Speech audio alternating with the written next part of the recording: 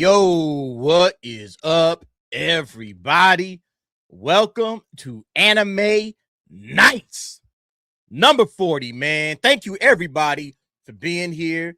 Thank you for the love. Thank you for the support that you always give to the channel. We are growing. We have just passed 38,000 subscribers for my channel, and we have also passed 400 subscribers on Anime Heads. You guys may be familiar with Anime Heads. It's my son's anime channel, and that's where this show will eventually end up. Some of you guys already are subscribed. If you are not subscribed, can one of my mods do me the flavor of dropping? And there we go, Brandon. Salute to Brandon, man. He took care of business, man. Get over there to Anime Heads. You can watch this exact same stream. We're simulcast with Anime Heads. And then once this stream is done, if you didn't get an opportunity to watch it, it'll be up on Anime Heads, so you can watch it over there. It goes dark on my channel, but it is available on Anime Heads. So you can always go over there, watch it, lock in, comment, all that good stuff. My son is back in the lab. He's absolutely putting up videos. He's got a couple of videos in the hopper right now. We also cut some videos from our previous anime nights, and so those are there for you guys to watch. Yeah, we are really trying to grow anime, and man, I think we're going to need our voices in more ways than one. All right, we are really going to need some regular, normal anime fans to be locked in, because the way things are going right now, man, I don't know how much longer anime is just going to be anime. I honestly don't know. But yo, we got a couple of cats in the background ready to chop it up and talk with us. First up, we got my boy Name. What you showing us, man? Oh my god. Name, bro, it's the Usagi Cup, bro. It's the Usagi Cup. They got a cup on this stupid thing now. Bro, man, y'all don't know. And Name is locked in with this Chikawa stuff, man. He cannot let it go, man. This is like his new passion. You talk about me with Hello Kitty, bro, but you loving this Chikawa shit, man. What the hell? Bro, I actually, before, the Peter Cullen passed away yesterday, I had a huge gag planned for the stream, but, out of respect for the man, I'll save it for a future one, so. Okay. All right. And then also joining us, Brandon, the anime guy. Shout out to Brandon. How you doing, brother? Brandon? What's happening? I'm doing pretty well. Just had to take some weeks off to recoup and all that, because these late nights they do tend to wear on us old guys every now and then. I don't know how you do it. If I didn't have my day job, it wouldn't be so bad, but my day job is what I've got to use to pay the bills. So yeah. Yep, we understand. But it's great to be here, and I do have a clip for when it's time to put the spear up James Gunn's ass. Okay. I see it there in the background. Okay. Yeah, we are absolutely going to talk about the news that dropped this week, that there's going to be a big conference of sorts, a forum, a convention with Crunchyroll and heads of anime. Who's in that? I think it's Toho. Toho is going to be there. Shueisha is going to be there. Aniplex, MAPPA, these big anime studios. They're going to meet in October, all right, October 7. And they're going to be joined by none other than James Gunn. Okay, Crunchyroll's putting it together, and the world is like, what the hell is happening right now? We don't even understand it. We got news about Guillermo del Toro. GDT apparently is like, no, I'm not going to be there. All right. That news was announced early, but GDT is not showing up. So I thought that was interesting. We'll see how it goes. We'll see what happens, but we're going to chop into that real quick. But yo, thank you everybody for being here, man. And I would like to especially thank Ruby Hoove. Ruby Hoove doing what Ruby Hoove always does, dropping 5 gifted memberships right off the rip. Shout out to Ruby Hoove. Thank you very much for your patronage, for your support for the channel. Ruby Hoove, very consistent, generally comes through with 1. Today, she came through with 5. So there's 5 new members of the DA's channel, courtesy of Ruby Hoove. Thank you very much, Ruby. Much love. I appreciate you. Let me go ahead and thank all the new members. Everybody that just joined up, all right? We're getting the show started off on the right direction. All the new members, welcome.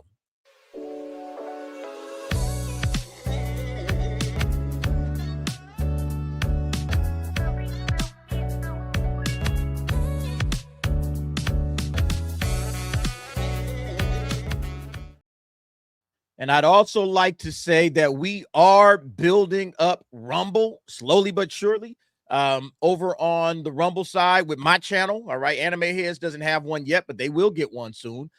So you can join me on Rumble. If you like to Rumble, Rumble is there for you. If you'd like to watch it on Anime Heads is there. If you want to watch it on my channel, hey, it's simulcast 3 ways around.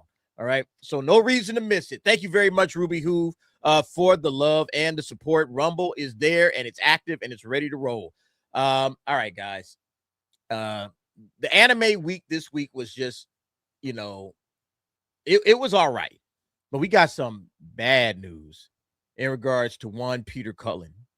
And I mean, this is a legend, all right? An absolute legendary voice actor. And we'll get to that, you know, towards the end. But just give me your thoughts on Peter Cullen and his career. We're talking about Optimus Prime, ladies and gentlemen. The voice of Optimus Prime, if you guys are not aware, passed away at the age of 85. And I think people, especially from the 80s, from my generation, we really, it hit us hard. Because, like, Name, you were saying it in the chat, man, like, Optimus Prime was that was the voice of leadership. You know, when you think of a leader, you think of Optimus Prime. And the way Peter Cullen, you know, his voice, I'm going to just share this picture of him. His voice is iconic. And we're never going to get another voice actor. Well, we'll get other voice actors, of course. But, I mean, he is a legend that will never, ever, ever be able to be replaced. So your thoughts on Peter Cullen? You know, DH, just like I said in the chat, he had that leader voice because when I watch movies and shows, you know, sometimes there's a guy that's at the head of things. There's a guy in charge. But to me, that guy's not, he's in charge, but he's not the leader, you know? And I think the leader quality is a very rare thing that a lot of characters can embody, and actors especially, because it's really hard to just have that naturally. And just the way that he imbued that character with that kind of, that I'm lost for words, man, but it's just like that leadership, you know, like it's like he always quoted his brother, Larry Cullen, this quote that everyone's been using yesterday: be strong enough to be gentle. I think that's a perfect summary of Optimus's character, and it just shows you, you know, like we're kind of missing this level of understanding of a character for a lot of these like modern actors. You know, it just kind of feels like they just get casted in these roles, or they just jump into these roles without understanding the heart of the character, and it just kind of shows in the performance. Like through and through, this man played so many different iterations of Optimus, and every time he understood the heart of the character. And I think that's just a rarity nowadays in a lot of shows that we see. Absolutely. Brandon? Well, another piece of our childhood is gone, and we all knew it was coming, you know, getting older, and that it just happens, but it still is never easy. But you know, for all the work that he's done through the voice acting, a lot of people know him through, you know, being Optimus Prime, but he was also the voice of Toonami, and I do have, we can do the Toonami clips. They're very loose about the preview promo clips. All right, I've done plenty. I've got one ready for you. Now, this is not a common one, but it is a good one. All right. Japan, 1867. The Tokugawa dynasty stands upon failing legs. Oh, such a good An voice. invincible samurai, Kenshin Himura, walks the path of death and destruction, Yeah, they have ushering Kenshin in a new regime. all those years ago. Hated and feared by many, he is known as Hidokiri Batosai, the Manslayer. In retribution for his deeds, he has taken an oath to protect the innocent and never kill again. But old memories seldom fade, and bad habits die hard. What are you? be samurai. I wasn't finished speaking. Rurouni Kenshin premieres Monday, March 17th at 6:30. Only Toonami. Only on Toonami. Bro, That's a legendary. You want to talk about a narration voice? That is a narration voice. A1, 100%, man. Like that's the kind of stuff I'm saying, man. Like you don't replace legends like that. No. I mean, we lost Dolly Parton, all right, and then Tim Curry, and now Peter Cullen. 3 one-of-a-kind legends in each of their respective fields. You know, Dolly Parton obviously with music, Tim Curry with acting. I mean, that one hit me. That was like a gut shot when I heard that Tim Curry passed away, even though he had been sick for a long time, and we all kind of expected it. It was still a gut shot. But then to follow that one up with Peter Cullen, it was like, what is this week? What are we doing here? Week, stop, August. Okay, I'm done. All right, we lost Hayden Panettiere the previous week, and everybody was like, floored by that. You're talking about 3 absolute legends in the game. But Peter Cullen is the voice of many of our childhoods, and the voice of Optimus Prime and young children that grew up with the Michael Bay Transformers. I mean, he's the voice there too. Bro, Joel Jimenez just brought up, he did Eeyore as well. That's another big role that he did.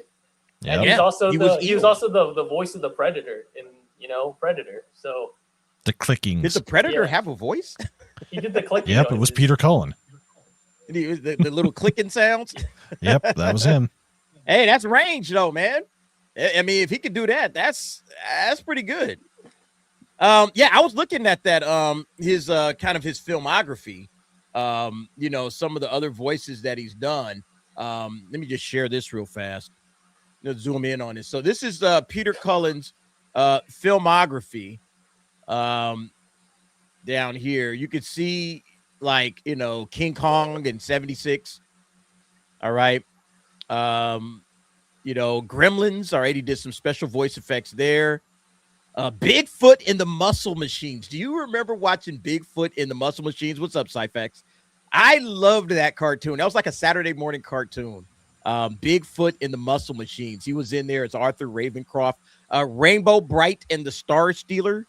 Voltron. All right. He did Hutch, Commander James Hawkins, Koran, King Alfor, and the narrator. All right. He was also a GoBot. GoBots. This man was busy. He was working all the time. My Little Pony. He was on the grind, bro. My God. The story, we'll get into it later, but the stories he told about, working back in the day, it sounded crazy.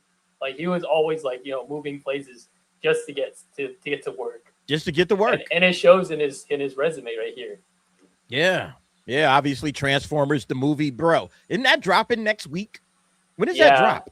I think it drops sometime in September, and they might pivot. They might pivot on the marketing for that, because for the whole year they've been building it up as like the apology tour for killing Optimus Prime in the movie, and then now with this with this sudden news, it looks really bad on them. So I wonder if they're gonna try to scramble in like the last few weeks, trying to like do something like in the vein of like how the Dark Knight changed this marketing when Heath Ledger passed away. So yeah, it'll be interesting to see how they do change it.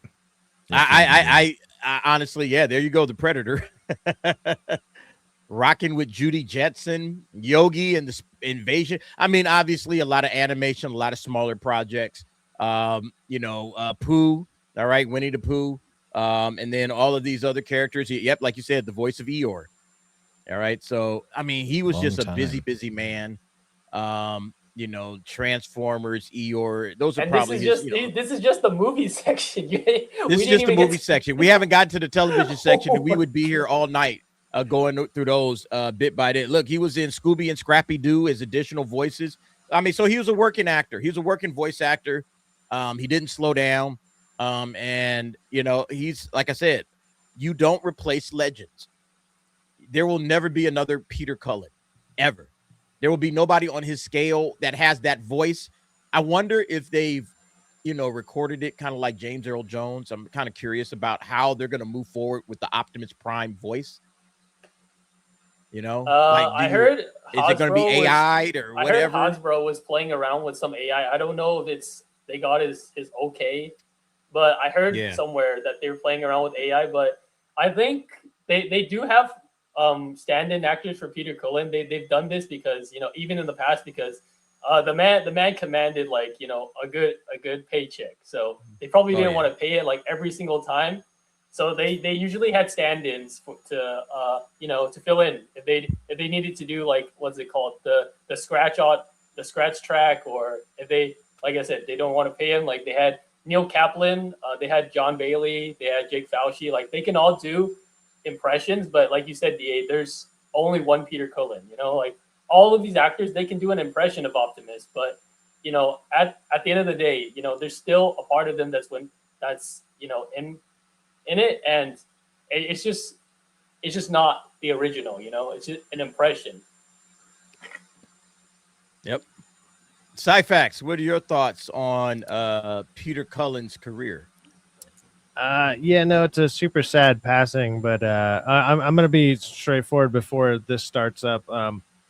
My brother and his kids are building a drum set downstairs, and I know they're going to be tuning it in a bit. And when that happens, I'm going to be on mute. So when you do ask me a question, I'll unmute and talk. Good. I have a feeling cool. Once they get it all set up, it's going to be blasting through, and I don't want to do that. But so I'll try to be quick with any of my answers. Thanks for the heads up. Thank you. Yeah, well, I'll try to be quick. So when you ask me something, I'm going to be on mute, and it's going to take me a second. I'll unmute and then go.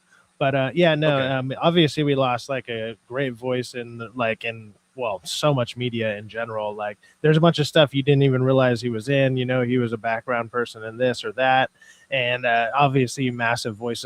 Obviously Optimus Prime. What a loss. And you guys are right. And I've heard this actually said a few times from different people since his passing. People don't try to do Optimus Prime; they do Peter Cullen doing Optimus Prime.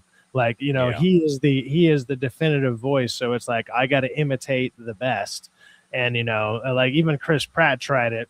Didn't really work out all that well for, no. But I mean, it was still a good movie, but yeah, that wasn't the best impersonation out there.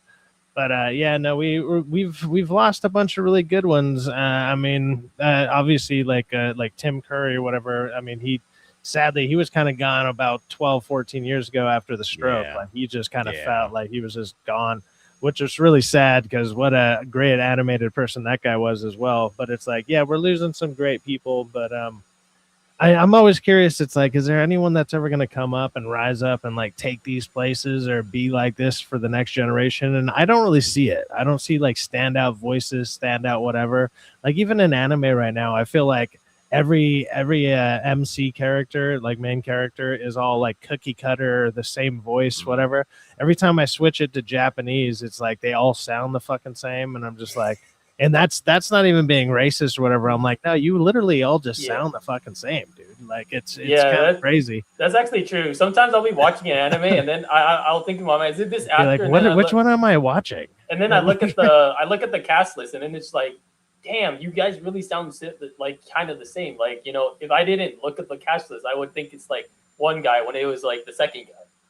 Yeah, and it's a lot of them go for the same kind of, I don't know, the same kind of voice or whatever. And it's you should go for a unique thing to where when I hear that voice, I should be oh, dude, that's so and so from XYZ, whatever. It's and he was you're not gonna mistake when you heard Peter Cullen. That's Peter Cullen. His voice is so distinctive. You're not going to mistake him for anybody else. You know exactly who it is that's doing this voice. That's the voice of Optimus Prime. Oh, I just heard the guy. We were listening to a Toonami ad for Rurouni Kenshin just a little bit ago, Cyfax, and it's he would do ads and stuff. Yeah, and it's oh shoot, that's the voice. But of it's Optimus Prime. Also it comes through. Also, if it's let's throw this to Hollywood just for a second. Right now, we've been getting Doom trailers, right? Avengers Doomsday, And even though Robert Downey Jr. is trying his best to try to do some other weird accent, his natural voice bleeds through it. And you're like, that's still fucking Robert Downey Jr. You can hear it's Robert Downey Jr. Because we've listened to the guy for the last, 12, 13 years from all the, or like 14 years. So it's like, it's a pretty fresh voice that you kind of know. And you're like, I still hear it. Or like Chris Pratt. Like I hear Chris Pratt in Mario. I hear Chris Pratt when I'm watching Mario, like, that's Chris. Yeah, it's like that's just Chris Pratt. So it's like you know certain voices because they're in everything, and then all of a sudden you're just like, it kind of takes it away, or but it's not. It's also because they don't have like the iconic, hey, this is my character. Like obviously Peter Cullen, like Optimus Prime, that's his character. That's what's up. Yep. But Angel is in the house. What's up, Angel? How you doing, bro? What up? What up? How's everybody doing? Yo, what's up, chilling, man. We're just going over Peter Cullen, man. We've been talking about it all like for the last couple of days since he passed away. Go ahead and give us your thoughts on, his passing and, Optimus Prime and all the voices that he did. Honestly, I feel like we lost the Michael Jackson of voice acting.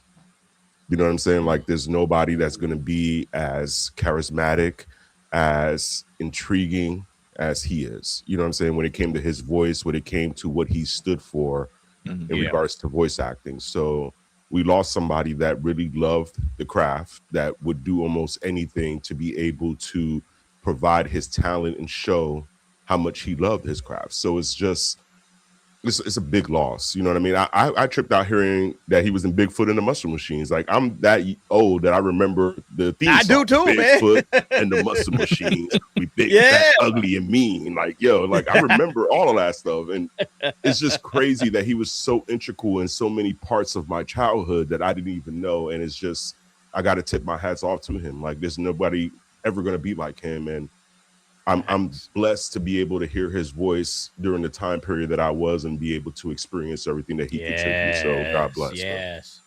Yeah. You got to feel like, we got lucky. Some of us older cats, we grew up in an era where there was like actual talent in Hollywood. All right. Actual talent working. And we got the best of the best. And, again, Tim Curry, right there in the midst of my childhood, man, with all the movies that he was making, Rocky Horror Picture Show, Clue. What's the one that is, I'm drawing Legend.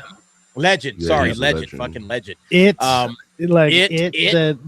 mini-series / oh my TV God. show, I mean, he's movie, whatever. Yeah. He was absolutely integral in so many movies and TV shows and things that I watched. And then you go over to Peter Cullen, and it's just like, bro, we're never going to see these guys again. Brandon, I see you guys. I got one in the more. Background. Let me go ahead and listen. Yeah, go ahead. This one was requested. This is another one of those shows that deserves more respect than what it gets, but the promo is fire. Welcome to the future. Transferring to autopilot mode. A place where good guys finish last. I'll make them wish they'd never been born. A quick draw is the best effects. Nothing personal, but I'm here to kill you. And your wits are all you can count on. A future where one treasure is coveted above all else. Tell me the coordinates of the galactic ley line. And it looks so Legend good. speaks of the galactic ley line, offering the ultimate power of the universe to those who seek its glory. The doors have opened. Utilizing the latest technology, a living starship has been built with the power to find the galactic ley line.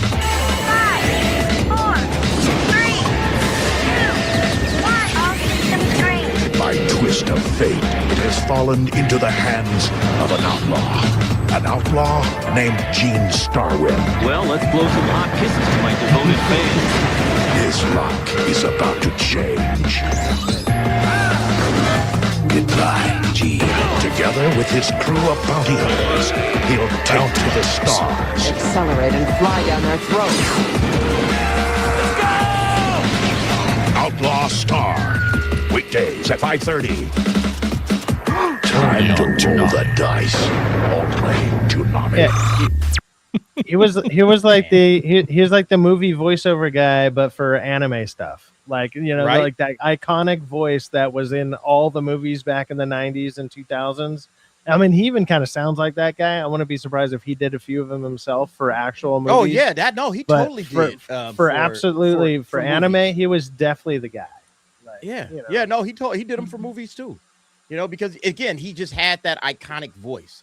You know, and that's the thing, man. When you got that kind of voice, and then you got a guy that cultivates that voice into a real talent, and then he's doing the voice of fucking Optimus Prime. It's like, bruh, we were living great back then, man. I have a question for the panel. For how many fans do you think Peter Cullen brought onto these shows with like the hype that he put into those promos? Because of course, I was man. watching those two promos, for the anime I've never seen, but just hearing his voice talk about like the plot and the characters, I'm like, okay, I really want to watch this right now. Yes, this man is like actually cooking, bro. Like, that's the whole point of the thing. And we haven't even touched the Toonami stuff he did for Transformers, or let alone Dragon Ball. Yeah. It's like, you see all these epic explosion scenes and all this action stuff, and then you hear that voice behind it. You're like, everything about this is a banger. Why would I not watch this? Like, why would I not do this? The way he's talking about it, I want to watch it right now. I want to go back and watch some Outlaw Star, man. Wild shit, man. Look, a couple of more supers that came through. Ruby Hoove again gave a $5, all right, on top of the 5 gifted memberships. She said, had a tough day. Man, I'm sorry to hear that, Ruby. Giving gifts made me smile. Hope getting gifts made 5 people smile. I hope so, too. Make sure you guys thank Ruby Hoove. Sorry you're having a rough day. Ruby, we're sending blessings and love out to you. Hope everything gets a lot better for you. Everybody give Ruby some love. Remember, she has her emoji, all right? A lot of folks ain't aware of that, but Ruby Hoove has her own emoji in the chat. Let me go ahead and give her the love that she deserves for all that she does for the channel right now. But make sure that if you are a where is it at? Man, I'm always losing stuff. Hold on. Hold everything. All right, there we go. Make sure that you give Ruby, especially because you probably got a membership at some point in time from Ruby Hoove. So make sure you give her some love for doing what she does for the channel and, helping everybody out. And don't forget, with your membership from Ruby Hoove, you can also watch nightcaps on the replay. There's member videos. You get member chats, at least one for the month that you're going to have the membership. So use it. And then, of course, you have the access to the emojis. So thank you, Ruby Hoove. I hope things get a lot brighter and better for you. And then we got Nick Knack coming through with $5. And my dad is bummed because his childhood is going away. First Optimus Prime, and he loves the Home Alone movie. Where is Kevin's nemesis? R.I.P. to the legends. Yeah, Tim Curry was also in Home Alone 2. All right, along with Annie. I see some of y'all mention Annie in the chat. He was in Muppet Treasure Island. I mean, he was in all of the stuff that we grew up with, and he was in Scary Movie 2 as the professor. Yep. He was in Scary Movie 2. Right. Yes. Yeah. That's right. There was a little thing of that the guy in the wheelchair. They go back and forth at each other. Yeah. There was one thing that was mentioned about Tim Curry with the way that he worked with the Muppet, with the Jim Henson Company and the Muppets, and it was a total opposite of how I can see him, Michael Caine, how he treated the Muppets. Michael Caine treated the Muppets as his fellow actors, whereas Tim Curry was a fellow Muppet. Yeah. Yeah, he was straight up a Muppet. Absolutely. Absolutely. Rest in peace to the 2 legends. And not, again, to forget, Dolly Parton. All right, Dolly Parton. Also we lost a lot of people last week, dude. Yeah. We lost like 5 celebrities. Man. We lost Homeboy from Medicine Society. We lost Homeboy from the 5 Heartbeats. You know what I'm saying? I saw that. Hayden Panettiere from Heroes. I mean, I don't know how much she did after that, but I mean, Heroes. She was in Scary. She was in Scream. She was in a Scream. A couple. She was in one. She was in what, Scream 4 or something like that. Bring It On too. I think she was one of the ones that actually survived too. So they kept her on for a minute. Yep. And it's not entertainment related, but the King of Norway also passed away today, or they announced that he passed away today. So the dominoes just keep falling. It's just like, guys, when is this week gonna end? Man. Absolutely crazy. Nick Knack comes back with another 5. Yo, Angel, thanks for that Coyote versus Acme review. It was awesome. So you You're liked it, welcome. huh, Angel? Man, it was a wonderful movie, dude. Like, if you really want to go see something just to get your mind off of, the world right now, just go check it out, dude. Like, I'm not saying that it is like a gut buster. You're going to be dying, laughing all throughout the movie, but it's something that you're going to sit down and enjoy. It's going to take your mind off of the day, and you're going to walk out of that theater like, wow, I enjoyed myself. I made a mistake yesterday. I was either going to see Acme versus or Coyote versus Acme, or I was going to see the movie Buddy, the like horror, the horror movie. And when I saw Buddy, because I'm much more of a horror movie fan, and Buddy was not very good. Like, it was whatever. I was hoping for like a lot more. And Christina Milioti or whatever her name is, from Penguin is in it. Yeah. And so I was like, oh, I'm hoping she would be good in it. And like, she's kind of like, she's there, but it's like, it's a whatever movie. But I was like, I should have seen that. I should have seen Acme. I'm probably going to go catch that this weekend. Because I've heard good things. Name just said it was pretty good as well. Now Angel is saying it's good and it's getting great reviews. So I'm going to go check it out. And hopefully it's a good one. I do have one thing for Tim Curry that I would like to play, because it's by far my favorite role of his. By far, his. Okay, yeah. Oh, okay. I see it there. Look, real quick. Let me give Nick Knack her love. All right, because Nick Knack drop those Nick Knacks. All right, black cats in the chat. Thank you very much, Nick Knack. Okay, real quick before you get to the Tim Curry, I just want to say thank you to Dragon Master Zero. Yes, sir. Who drops 5 gifted memberships of his own. All right, that brings us up to 10 for the night. 10 new members of the DA's channel, all because of you guys. Thank you so much for the love, for the support. You guys know Dragon Master, man. He always has had his own emoji. I think he was the first one, all right, to give. Actually, I think he was the second one behind Staccato DDS. Dragon Master, he has his emoji. You guys can give him love, all right? I see some members in the chat. Give him love, man. Tyante Black, man, shout him out. You saying shout out to Dragon Master? Drop them emojis in the chat, brother. Appreciate it, man. All right, and let's get some thanks, and then we'll get to the Tim Curry, and then we're actually going to talk some anime. Transformers and all kinds of other stuff. Whoa, we don't do that here. What are we doing? DA, come anime on, anime heads has anime on it. That's crazy. DA, come on, DA. You don't know this. Wild. Transformers actually does count as anime, bro. You're on top. Hey, look, a little all might for the super chatters. Thank you, guys.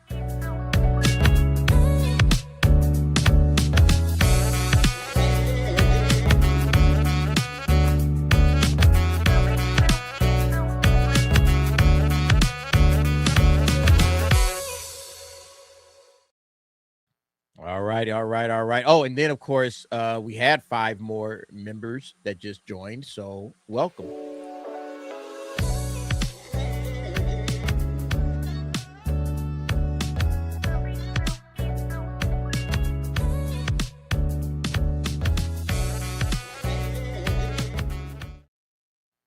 Welcome to the family. All right, Brandon, what do we got? Well, we all know how versatile Tim Curry was, because he did play a Russian doctor in The Hunt for Red October, but he also was the Soviet premier. Commander, you've rained on my glorious parade. For this, I'm sending everything I've got at you. But I won't let you have the satisfaction of catching me. I'm escaping to the one place that hasn't been corrupted by capitalism. Space. You could tell he absolutely loved hamming that up. Oh my God, he's the best, man. He is the absolute best, man. I love Tim Curry, man. Rest in peace, bruh. He seemed like somebody that's like, if you give him a script and it had some just dumb dialogue in it, he was like, okay, I'm gonna say this, but I'm gonna say it ridiculous, and it's like, obviously no one's gonna buy this, but you know what, I'm gonna go for it. Like, it just seemed like he didn't care, and it was just great. It's like, hey man, I'm getting paid to say this, I might as well do it right. I might as well, man. Might as well. All right, let's start off some anime talk. Thank you everybody for your patience. We're about half hour in. We're finally getting to anime. I wanted to start it off. You know, we always start off with a little bit of a light note. I thought this was really, really interesting. So there was apparently some sort of a contest, One Piece popularity poll. Did you guys hear about that? Who's the most popular character in One Piece?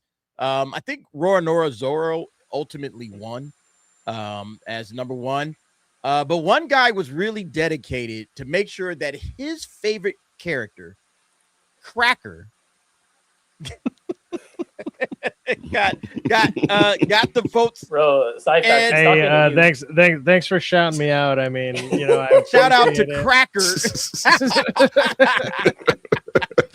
Wow. But yo, everyone needs a dedicated white guy. It's fine. Apparently, one Cracker fan in Japan bought 9,000 copies just to vote for him, spending about, what is that? 30 million. What is that? Won, I guess. It's $21,600 in American dollars. $21,600. Well, I was trying to. What is the W? Is that won? It might be. won. Yeah. I don't know what that is. It's not yen. That's Yeah, not it's won. yen. It's probably won. I think it's won. 30 million won, about $21,600 US, and he got rank number 21. So I guess his money worked out. He spent $21,000 to get Cracker up to rank 21. I mean, that's absolutely fans. That's dedication, man. Extreme. That is absolute dedication, man. You can't say nothing. All right, you can't say nothing to him. All right, look, here it is right here. One Piece fan bought 9,000 manga copies to vote for Cracker in a popularity poll, but he still ranked 21st. Hey, that's all right. He probably feel like he wouldn't have ranked that if I didn't vote for him. He wouldn't have been 21. I don't know where he would have been, but he wouldn't have been 21. Have you ever been dedicated to an anime character? I've never seen this kind of dedication. I just had to shout bro out. All right. You are in it for the love of the game. You was like, bro, I love this character and I'm throwing all of this money after it because I want to make sure that this guy rises up to the top. $21,000 to just vote for this guy in the One Piece popularity poll. In the right time and era for 21,000. In the right time and era for $21,000, you could have bought yourself enough crackers because they were for sale too, and you could have really changed some things. Nobody wants to admit that, but it's like you could have. You know, he was just in the wrong time and era for that amount of money for the wrong cracker. But yeah, here's the poll results. You can see Roronoa Zoro was number one, followed Luffy's by Luffy. Zoro was Sanji. 2 and Sanji was 3. Yeah, you know what you expected. You know, like obviously. Luffy had better be number one. It would have been interchangeable 1, 2, or 3. You know, I think they're all pretty damn popular, but I just thought that was just absolutely crazy. I just wanted to shout that out. All right, shout out to that fan. I'm gonna be like that guy when you announced the anime voting for the next season. That's gonna be me with all my alt accounts boosting my anime. Seriously. We found somebody else that's dedicated. Bro, I'm about to make y'all watch some bullshit, bro. Where Usopp is at? His ass ain't even up there. I can't even see. I see somebody in the chat in the comments on the right saying Usopp is too high on the list. So I was just trying to figure out where they got him. Oh, there he is. He's 19th. I can see him now. Oh yeah, okay, there he is, 19. Yeah, I lost him in these little smaller pictures. It's been a big One Piece week. Like they've been doing a lot of things. I see what they did in the dome. Man. You see what they did in the dome in Vegas? That was crazy. Yeah, that was cool. Well, we're going to talk about One Piece again because there was a One Piece event in LA and a couple of celebrities came out and whoo, yeah, we're going to talk about that. All right. We are absolutely fake ass One Piece fans. Fake ass One Piece fans. Absolutely. We're going to discuss it. Another thing that I wanted to bring up, and this is just real quick, as we welcome, not quite. Wait, is he here yet? Is he in?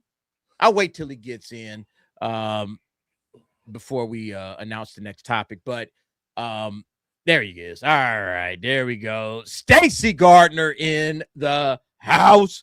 Stacy, how you doing, brother? Y'all know. You know what's crazy? You know what's crazy is his light is on right now, and we still can't see him. It's nuts out there for Stacy. Talk about like you're like the blackest person on the panel. It's brutal out here. I think Smile, Stacey dude. Smile. No. I think Stacy is always on a delay. He's a little like, behind. Camera is moving slow. Yeah. All right, we'll leave him right there. Stacy, when you're ready to join us, you're there. All right, look, let's talk about this. Let's have a vote. There's 4 anime listed here. Which of these anime is dog shit and deserves to be erased out of existence? Well, that's easy. Dude, if this isn't a layup, I don't know what is, dude. Jesus, this is the most layup of all layups, man. Dude, even Angel Reese couldn't miss this. Look, oh damn, Cyphex, we on the same page. Even Angel Reese couldn't mix this layup. Are you sure? Yeah. If you had to pick one anime to be gone forever out of My Hero Academia, Bleach, Gachiakura, or Boruto, it's an easy pick. This is so easy. This is so easy. Boruto is one of the dumbest animes I've ever watched. I don't even know I don't even know how far I've gotten into it, but it is so bad. So bad. But yeah, the other 3 are honestly, man, Gachiakura is really, really good. That's a new anime. Bleach, of course, is legendary. And then, of course, you have My Hero, which, wrapped up last year, legendary in its own right. I don't even know what to think of Boruto. I don't even know what to think about that shit, man. It's just stupid. I just thought this was funny, man. I was like, wait, is this really a question? Is this a real question somebody asked and says, let's have a vote? It's like, there's no vote. It's not even okay, are we talking about the show or the fan base? Because if you're talking about the fan base, we can make a case for My Hero and Gachiakura. Oh, yeah, if it's fan maybe base, at the fan no, base, it's it's like you're taking like S tier animes, like some of the top tier ones. Whether like Gachiakura obviously is like a new one from recently, but it's like that one is considered really damn good from this year or whatever. But it's like the other 2, like My Hero and Bleach, those are within the top 5. Nobody gives a shit about Boruto. Like nobody cares. Nobody. This one's not hard at all. Yeah, no, not at all. Not at all. All right. Now, look, that was just the early stuff, One Piece, fan going nuts. And then this quick little poll. If you go through here, everybody's pretty much, like that was my choice. Like, look at the votes, man. The fact that the other ones have any votes at all is insane. That's crazy. Right? Bro, Brandon, don't you know the X is full of bots, bro? Yeah. Stacey, you back with us? I don't know if I'm here. Sorry about that, guys. All right. Stacey, if you had to pick one to go out of these 4 anime, who are you picking?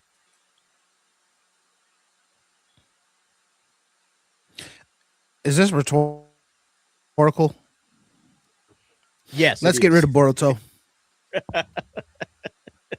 Yes, it's an easy ass decision. There's also another R word for it. Is this retarded? Because yes, the answer is also yes. Barry, Joe is trolling us again. He's trolling us. Yes. Oh, yes, Donnie. Absolutely, he is trolling us again.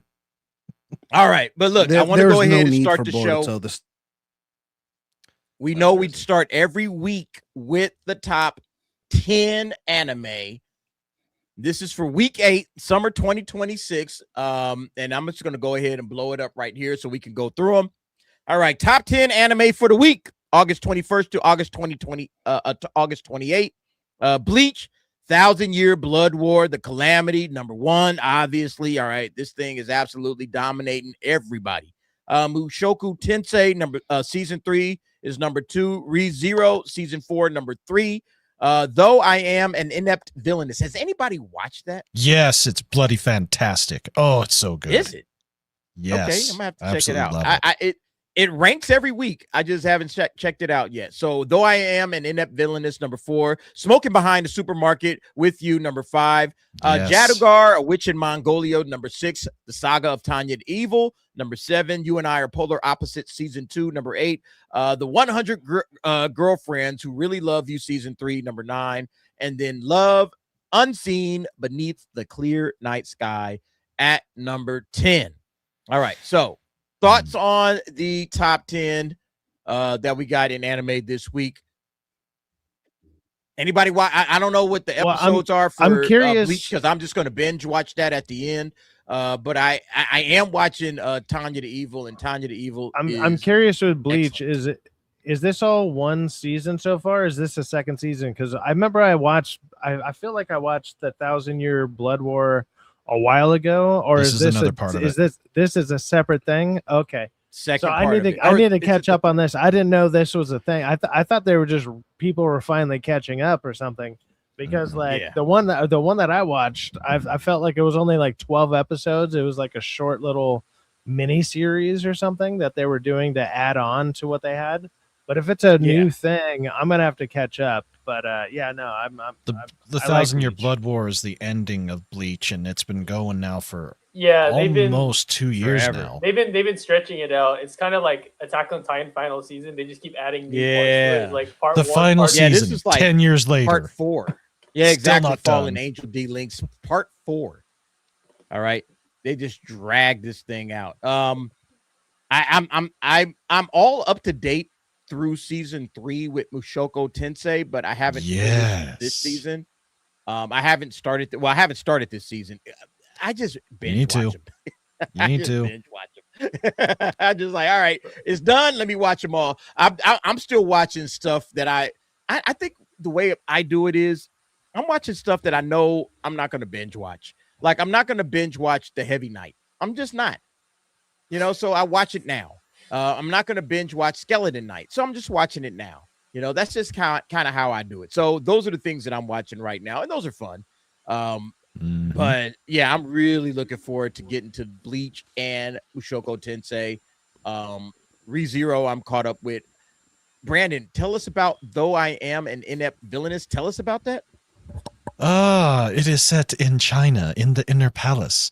This has a very similar look and feel to the Apothecary Diaries because it's animated by the same people. So it is a fantastic story about what happens when the villainess and the protagonist and the antagonist have a wish, but instead of isekaiing themselves, they just have a soul transference. So now the good one is now in the bad one's body, and the bad one is in the good one's body. But when you think that you got what you wish, you don't always get what you get what you wanted, not what you needed. And they're both learning some things. It's absolutely bloody fantastic. It's so good. Okay. And as far as the rest of it, Mushoku Tensei, absolutely. Villainous, yep. Smoking, Tanya the Evil, yep. The rest of it, trash. We got to have Ironwalk John. You have to have the Skelly Knight. You have to have the Ghosts in the Shell. The fact that this is not getting the respect that it deserves really makes me wonder about these young people and makes me want to put a size 13 boot up their ass. It's how you feel, Brandon. Bro, Brandon, for all the hating you do on China, bro, some of your favorite shows, sure, they love setting your favorite. Well, 2 of them are set in China. I've tried watching other ones, but they just don't typically work. But out of everything this season, yeah, the fantasy stuff has been really good. And out of, what I've still got Ironwalk John, still watching that on Sundays. That's not Apothecary Diaries, but Bookworm, still going. Inept Villainous is great. I'm still watching Livid Lady's Guide, and holy shit, this one took a very dark as hell turn as I have ever seen in an anime. We're talking bad, but it's so good. Let's see. This is my goofy one that I just like to watch because it's funny. And of course, Cleavitus, bloody fantastic. Country Bumpkin, fantastic. So good. Yeah. Frontier Lord's okay. Drops of God is still fantastic, and we're finally on to the 7th Apostle, and it just keeps getting the story, and this just keeps getting better. And of course, our beloved Bookworm. I've dropped out of Drops of God. Is it still cooking?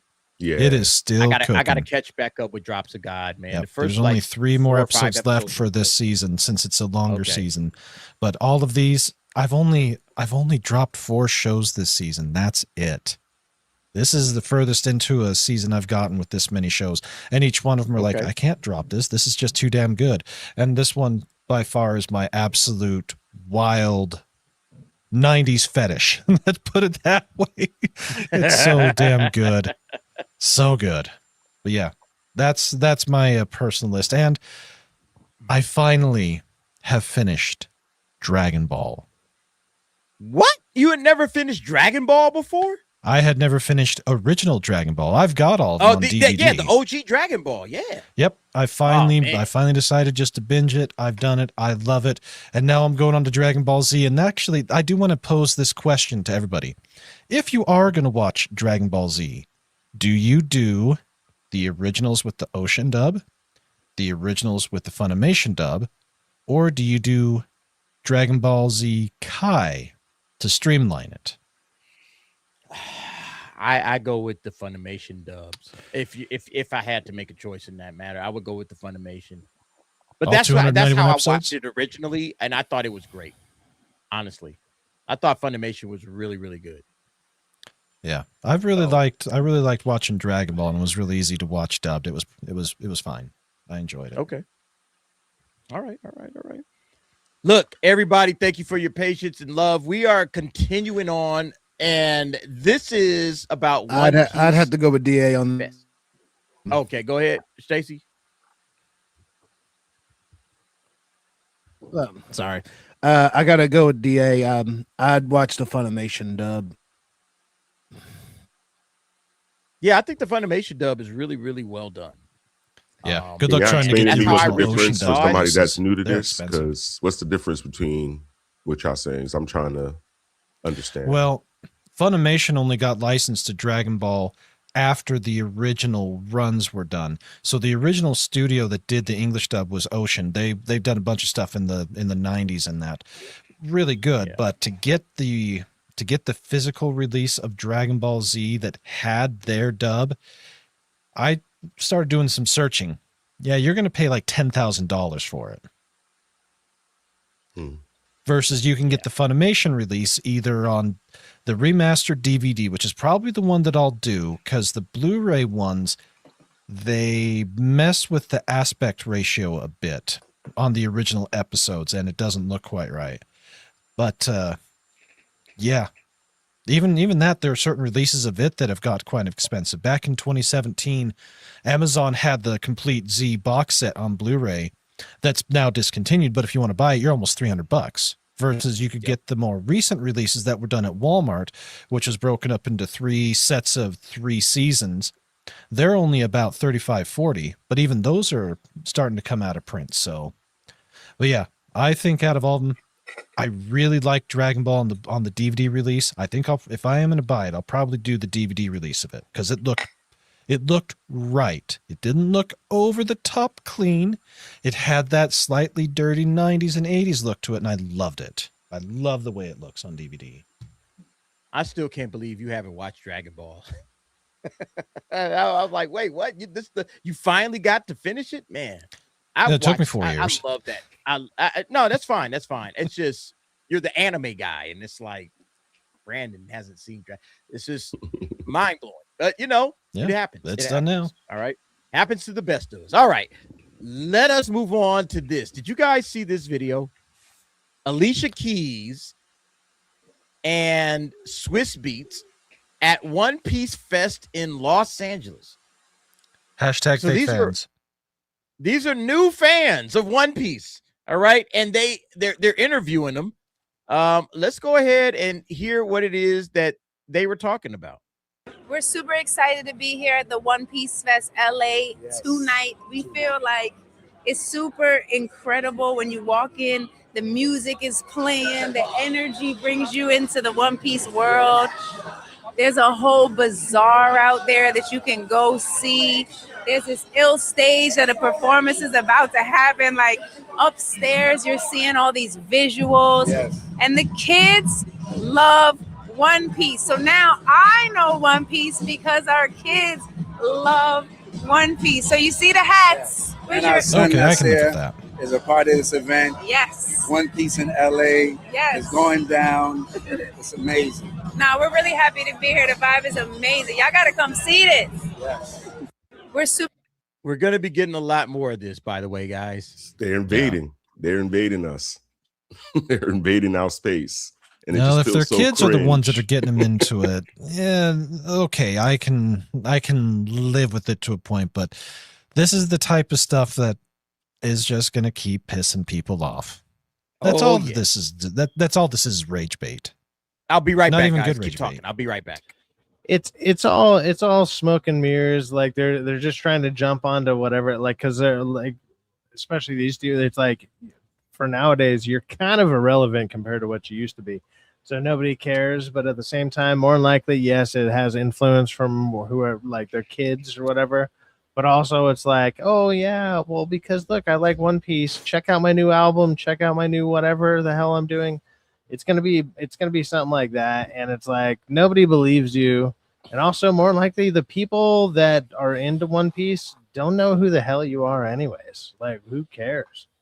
Like that it's such a weird thing, but it's like, I mean, look, it's obviously one of the biggest and most popular animes out there in general. So obviously, like an extreme multitudes of people are going to watch it. So it's like, is it surprising to see that celebrities are watching it? Not at all. Like that doesn't surprise me at all. But it's like, I'd be curious if they actually know what the hell they're watching or who any of the characters are. That'd be interesting. Like, be like, do you know how to talk about it? Like, because they're just like, I'm a One Piece fan because I have a shirt. Like, it's like going up to a metal concert and somebody has a Metallica shirt on, or say whatever band is playing.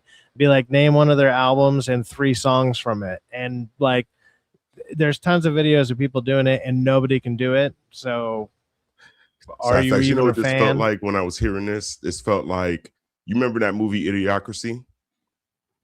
And I don't know if you've seen it, but if you've seen it, it's a part of the movie that every time they talk, it's they always say sponsored by Carl Jr. Like that's exactly what it sounded like. They were just talking and they were just sponsored to be there, and they were just getting paid. They just pay you. And obviously that, and on top of that, plants need electrolytes. Oh, sorry. They're starting to drum testing. I'm going to be silent a lot more lately. But yeah, they're invading our space. This felt so cringe. Like I seen this clip and I was just like, nah, like Alicia Keys, come on. Like we know you don't watch any anime. And then when she threw in, oh, my kids pointed this out to me. So you were basically there because your kids dragged you, not because you knew any information, but your kids dragged you. So that made it even sound I've worse. been irrelevant for years. How do I become relevant? Oh, what are my kids into? Ta-da! Here we go. But where was this One Piece fan experience at in LA? Was it at the convention center? Name, do you know?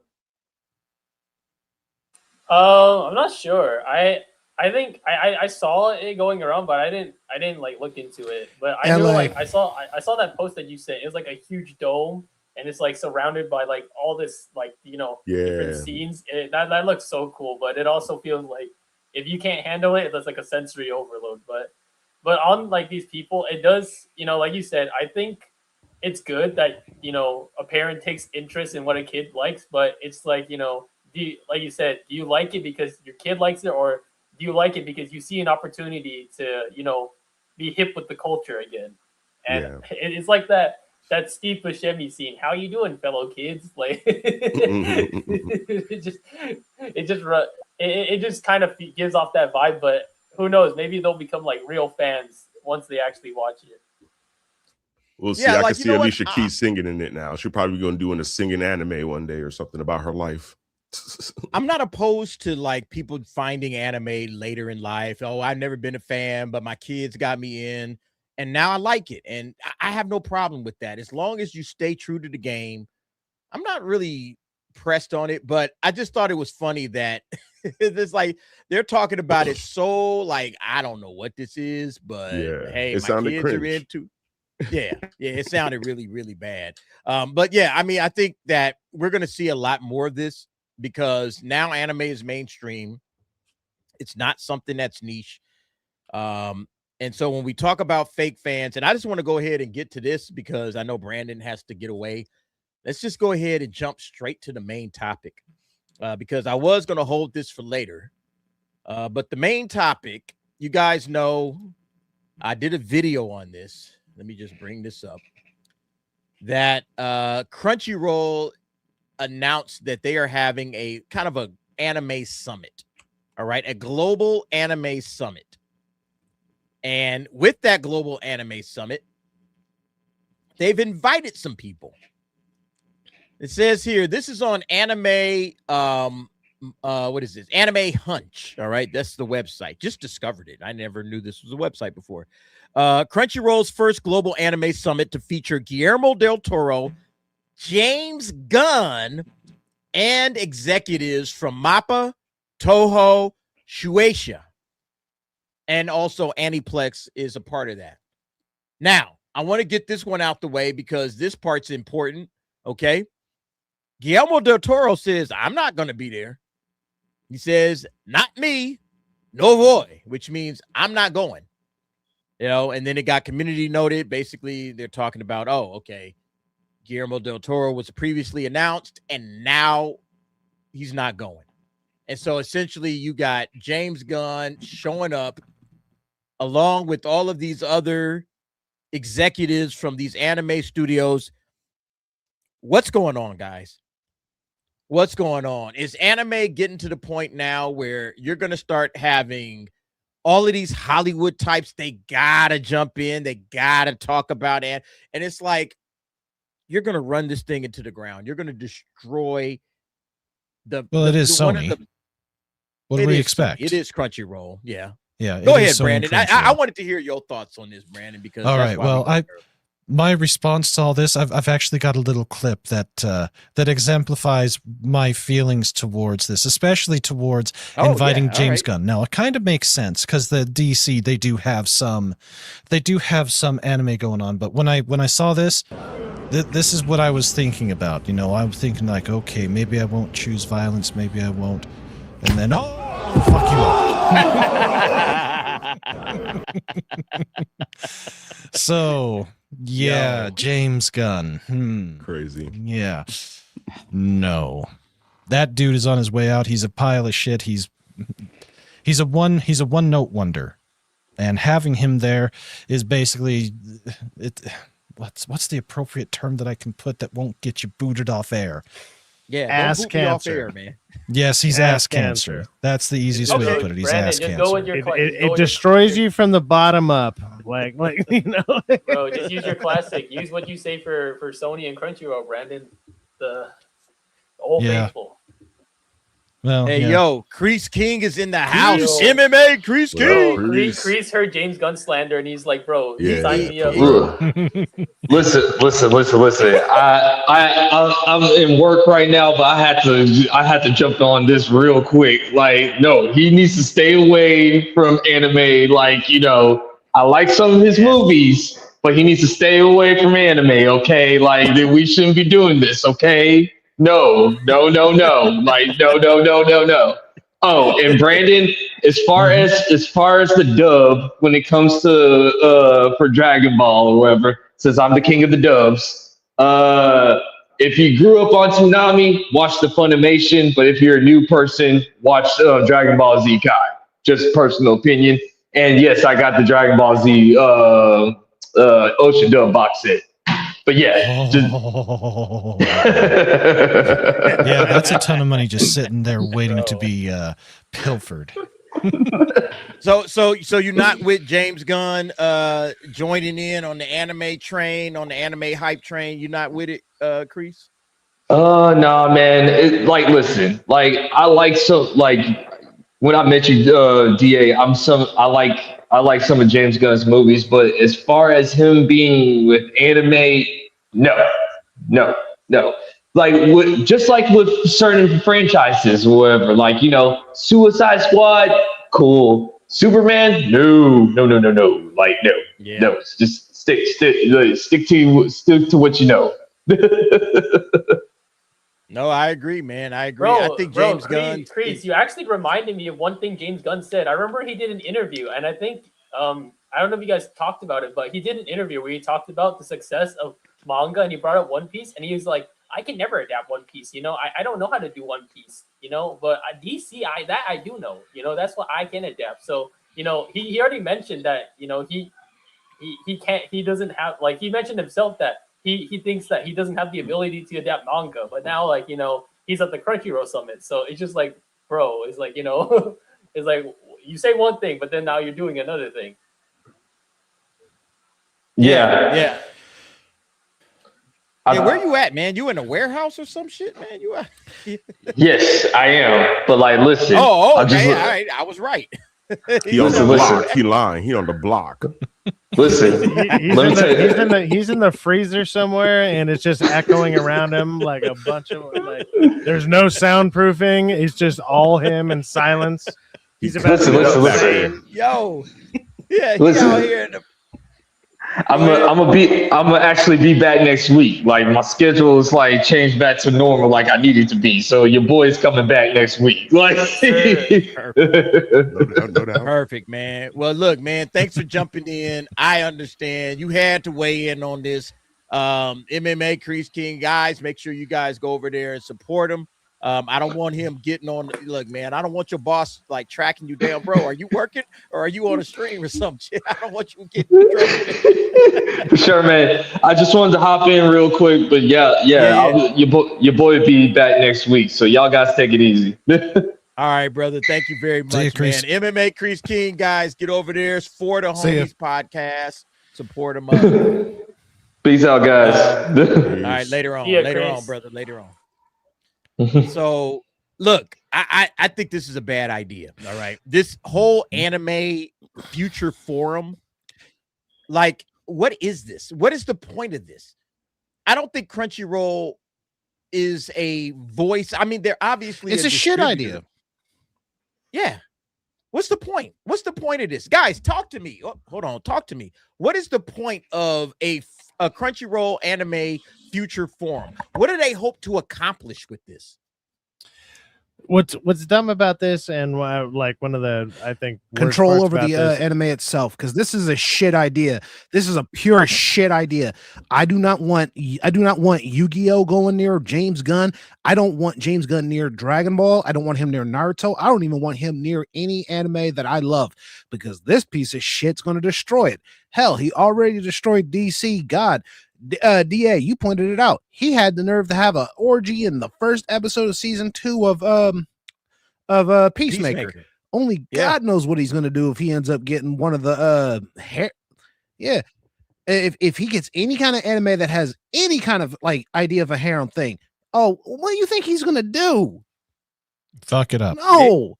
This maybe is he should stick to maybe worst look, idea maybe I've he's trying to heard go in all with month. Some hentai, all right? Maybe he should maybe well, then he's in the wrong company. He should be doing right? the Ocean Vale thing, not the Crunchyroll thing then. I think I actually Jesus Christ. I more think James Gunn getting his name connected to this. I mean, he might even do the same thing that Guillermo del Toro did and be like, wait a minute, I'm actually not a part of this shit. I mean, he might just do that. This could all be a bunch of bullshit. But like, let's say he does stick with it or whatever. It's more likely a ploy to be like, hey, look, I'm part of DC. If you like anime, you'll like our DC stuff. It could be like a weird kind of grab at anime fans to be like, look, we're going to be doing a bunch of animation. Watch. I wouldn't be surprised if all of a sudden they announce a bunch of animation bullshit, like more Creature Commandos or something like that. You know, a bunch of crap like that, which all are garbage. But it's like, it could be their way of being like, look, no, we do animation too. We swear. I mean, it's shit, but we more do ass it. Cancer shit. Like, you know, it's just ass cancer. It's like, we're slowly destroying our brand and company and everything that everybody liked about this. But you know what? We also want to join your community. And it's like, get the fuck out of here. Like, get these people out. Like, they're right. That's the problem. The money is now. Look, they've destroyed all the properties and the IPs in Hollywood, and now they're moving on to the next set. All right, the next set. Look, the thing that actually makes money. Yeah, the stuff that people are actually watching, because people are watching. Gen Z and Gen Alpha watch anime. They don't watch Hollywood. They don't watch superheroes. All right, Superman flopped. I mean, I'm sorry, Superman flopped. Let's just. I have to give. Dude, just like out here in the West, you got to look out for a brick, okay? Just like out here in the West, you got to look out for woke white women in politics, and just like in media, you got to look out for woke white dudes in your fucking media. Just get rid of these fuckers because it's gonna destroy them. They just eat it up. Like they eat their bottom, feeders. They're fucking bottom feeders, dude. You guys have done this Hollywood coverage for so long, and you should realize it. I compare them all the time. That's what I do. They have their own little bubble. They have their own little economy. You know, they don't play by the rules of the public unless it gets to like a breaking point. Like, you know, I can bring up the Sonic movie. You know, that redesign hit a breaking point, so they had to pivot. But most of the time, they're just doing their own thing. They don't care. Like, you look at the Oscars, the award shows that they put on. So many shows that no one cares about, no one likes. Like they're praising it. You know, they're putting it on this pedestal like it's the greatest thing ever, and maybe it is. But you know, it just shows you that they're so disconnected from the audience because, you know, we talked about it last time. The Oscars had no anime representation last year, even though they came out with some bangers. You don't even have to talk about Demon Slayer, like Chainsaw Man. If you want to talk about like a quote unquote movie that the Oscars would have liked, you could have brought up like 100 Meters. Look back. You know, there's so many shows and anime that already qualify, hit their benchmark, and they just kind of excluded them because, you know, it didn't bring them that clout. But now that they see that there's benefit to be had from them, they're like, okay, now we're gonna start like, you know, sending our guys in there. And I have to ask, you know, for the Toho's, Shueisha, and I forgot what the last company was. Are those MAPPA. Executives from MAPPA? Okay. Are those executives from the Japanese side or is it from like the English side? That's a good question. You know, yeah, it's probably from the American side. My money's. Listen, go ahead, Stacey. Oh no, you hit it, DA. My money is on the American side because these guys do not know what the fuck they're doing. And if they put James Gunn near this shit, oh, it's going to hell in a handbasket on fucking steroids. Look, let's listen to what James Gunn said about One Piece. All right, he said he couldn't do One Piece. God, he looks like such a Q-tip piece of shit. Literal ass cancer. You know, I thought Steve Buscemi, the human cigarette, looked bad. This man looks worse. What was that name? Brandon, I think you're being too nice. I think you're being too nice on him. Well, that's live action Rick Flag right there. What are you talking about? Let's listen to him. You know, if I went out and did, you know, the One Piece show, I think it would be hard for me because I don't understand, you know, what is, you know, the most beloved things about One Piece. You know, I've only read a couple of, you know, comics. So but with DC characters, I understand them. Now, I also still fucks them up. You know, somebody like Peacemaker, I also realize this dude thinks he understands Where did he just DC characters. Hey, what did he read comics? Say? He didn't even say manga. Like, come on. Or manga, like Jesus. Oh shit! You didn't even mispronounce it wrongly, rightly. Biggest like, you don't understand. I'm DC calling characters. the world's biggest bullshit. Oh, you don't even understand the shit you're doing now. You don't understand them now. The thing that you say you understand, you're doing it wrong, and everybody sees it. Look, I just put it in chat, and this is the best way I can put it. Why would any animation studio take you in when you can't even get your own house right? Why would they want you to step foot into theirs? Why Because would any Hollywood studio fails look upward. at you? No, Yeah, Hollywood does. Hollywood does. Like, you know, manga and all this other stuff. That's not Hollywood. That's Japan. That's everything. These are other countries. You got to remember, for some reason. No, I understand. It's all business. It's all fucking business. I get that. I understand that. No, but these people seem to be a little bit smarter. Bro, you got to understand, like, Japan, they still hold Hollywood in high regard, even if, like, you know, we don't. Because, like, you think about Kojima's the biggest example, but you know, you think about all these like creatives, they're still referencing Hollywood movies, even though like they're talking about an age that's long past. They're also, this is the thing though, you're thinking that the things that are being put out right now were written now.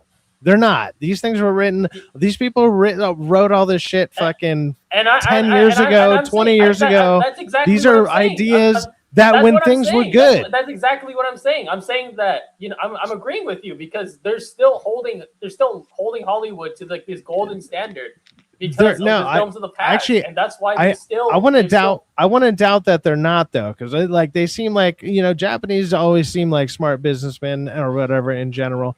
But it's like the things that they wrote whatever. We're talking about just anime in general, right? there's a ton of studios. They're owned by this company, that company, whatever. It doesn't matter. It's just like there's a ton of things going on. But it's like so many of these things that are being really successful right now were also written a long time ago. There's a couple that are probably relatively new, but even relatively new for anime is like 2019, 2018, and things were still a little different. Right now, things are kind of on an updraft as far as movies go because there's been a couple successful things. You know, that's great, but it's like for 6 years before that, since Endgame, everything's been literally downhill. Like that was the Endgame of Hollywood. So like to hold that in esteem would be stupid. And I think most people who deal with this kind of stuff know how the markets work and stuff like that. I would hope so, but it's like let me let James Gunn. I'm hearing what you're saying, but literally, like the Kagurabachi author, he went on a tour to the MCU studios recently, you know, and MCU's been like you said, hasn't been consistent since Endgame. So like, there's still a level. Yeah, when somebody offers clout, you $2 million to do some bullshit, you're probably going to take it. Well, he's not doing anything with them. They just let him tour the studio. Yeah. But that's what I'm saying. Like, you know. No, well, he's going there with the hopes of an offer of like probably life. Well, no. I think I don't think so. Name's point is well made because remember Takashi Yamazaki was trying to get in with Star Wars, and it's like Star Wars is dead, bro. Like, why are you talking to Dave Filoni about anything? But you know, he's coming off of Godzilla -1. It's like, yo, come on in, man. Hey, you want to make a Star Wars? Get that guy away from anything to do with Disney. Get him away. But that's my point. Is he still going to take Lucasfilm tours? He wants to be on set because he loves Star Wars. He's thinking of Star Wars from back in the 70s and the 80s. That's the problem. These guys from Japan, they still hold Hollywood to some fictional high regard, and it's like, bro, Hollywood is they ain't that no more, dude. Hollywood is not what Hollywood used to be. If there was old sets of stuff that I used to love and watch or whatever that were still around, and it's from a studio that I dislike now, and they gave me an option to go do it, I would absolutely take that. I would absolutely. And there's just like, hey, no strings. No strings but you're attached. better off. But you would be better off, Cyphex. You would be better off just doing your own shit and not.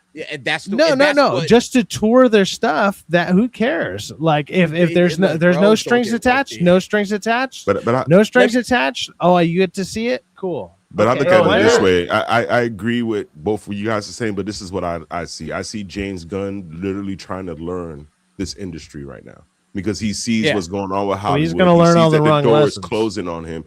Because if you read a little bit, I don't know if you read the article, but this is more like a fanatic panel. You know what I'm saying? Like they're supposed to be talking about the technology of anime, things like that. So yeah, James Gunn's name is in it, but he's not as deep as we think he is in this right now. But I think that he knows the door is closing. He wants to learn. He wants to get. He sees the writing on the wall. These executives, these studios. So. Yeah, you have to think about it. Right now, anime is so blended in. You see it in NFL commercials. You see the NBA final commercials. You see the anime is starting to try to blend in regards to the Americans are trying to blend it in right now with culture, with our culture.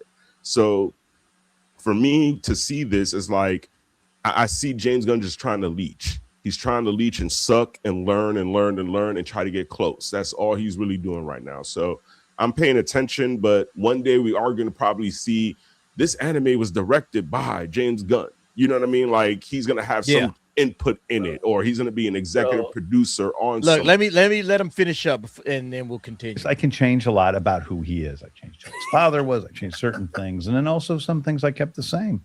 The Guardians, I changed a lot of things, and so I do feel more freedom with characters that are less well known. You know. Do y'all hear that shit? He's amazing, bro. Are you listening to James Gunn? He said, "Oh, I changed everything. I changed it all. I was changing this character that like this man doesn't care about the source material.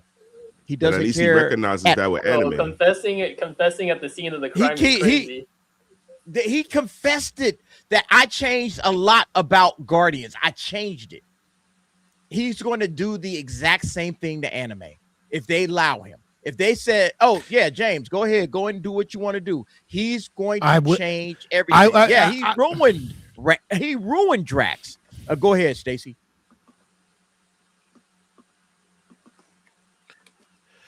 It's not that he's gonna change it if he gets a chance. He's gonna change it no matter what. This is the kind of guy like we all just said. He changed Drax the Destroyer. He fucked up Guardians. Stacey, you roboting, man. You roboting hard, bro. The only reason why he was able to get away with it is because those were lower. I know what you're saying. Never man. Yeah, watch. You're roboting super hard. It's hard to understand you, but yeah, he basically took a bunch of characters nobody ever heard of, and that's what he did. That's what James Gunn does. All right, he takes characters that you haven't heard of, and you don't really have any sort of emotional attachment to, and then he just runs with it instead of doing right by the source material. He's like, oh, well, you don't really know anything about Drax the Destroyer, do you? Okay, let me go ahead and play fast and loose with him and destroy the character, which is basically what he did, And some people like what James Gunn did with the character. Some people don't. But imagine him getting his hands on like classic anime. Bro,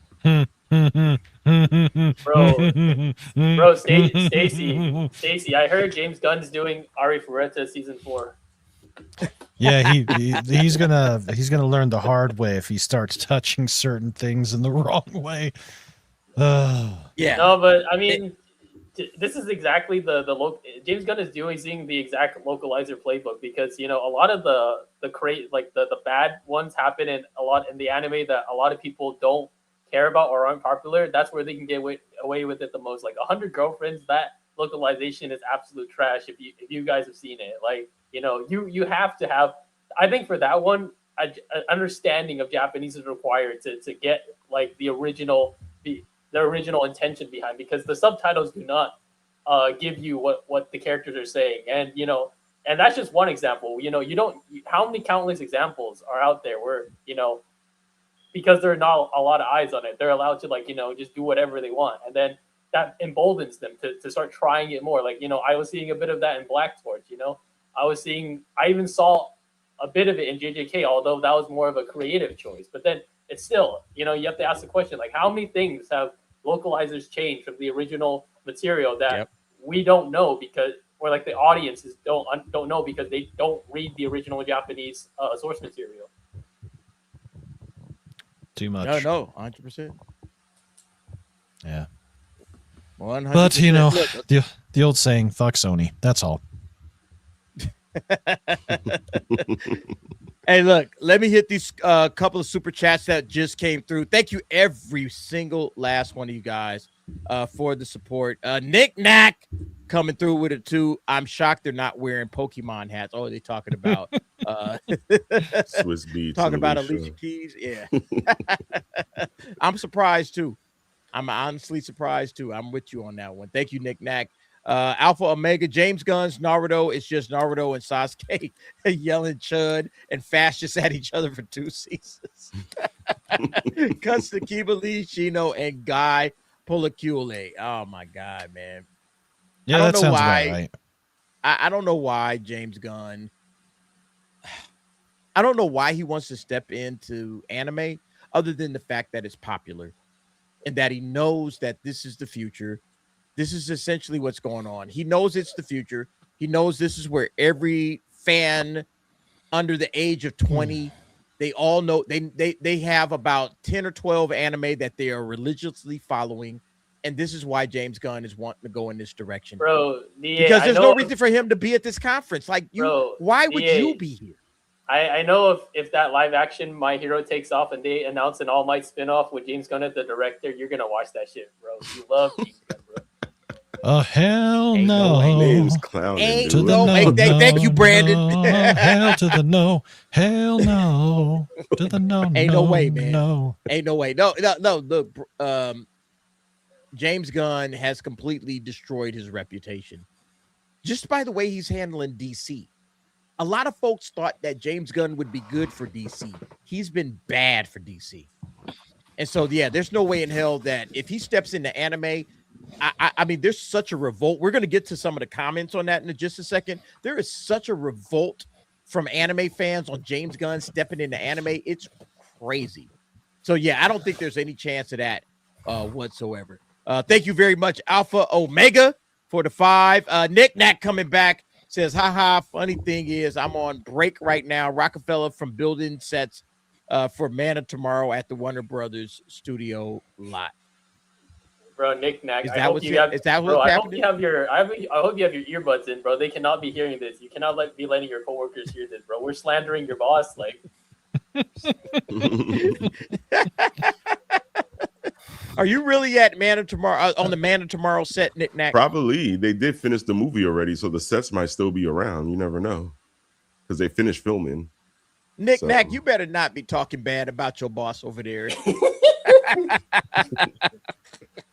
You better not be talking shit about James Gunn over there on the Man of Tomorrow. I don't want you to get fired. All right. We have fun on our channel, but I don't want you to get fired. Look, tell James Gunn he's James Dunn. All right. Just let him know. Say, hey, James, I heard you was James Dunn.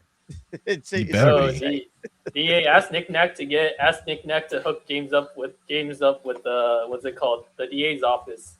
You need him on. You got to get to the hard questions. Tell him to get on the DA's office so we can talk to him. We'll straighten him out. We'll help James Gunn get his universe on track. Because right now, he ain't on track. All right. He is not on track at all. Look, let me share this. All right. I want to share this. Thank you to the super chatters. Listen to some of the reactions that people were given on this Hollywood. It's so good. All right. People were absolutely roasting the hell out of this guy. All right. Let me zoom in on that a little bit. Savvy. All right. Madam Savvy said, Sony wants to destroy even more. They sold out long ago with Blackstone guiding them. Disgusting. Keep Hollywood pedo central out of Japan and Japanese anime.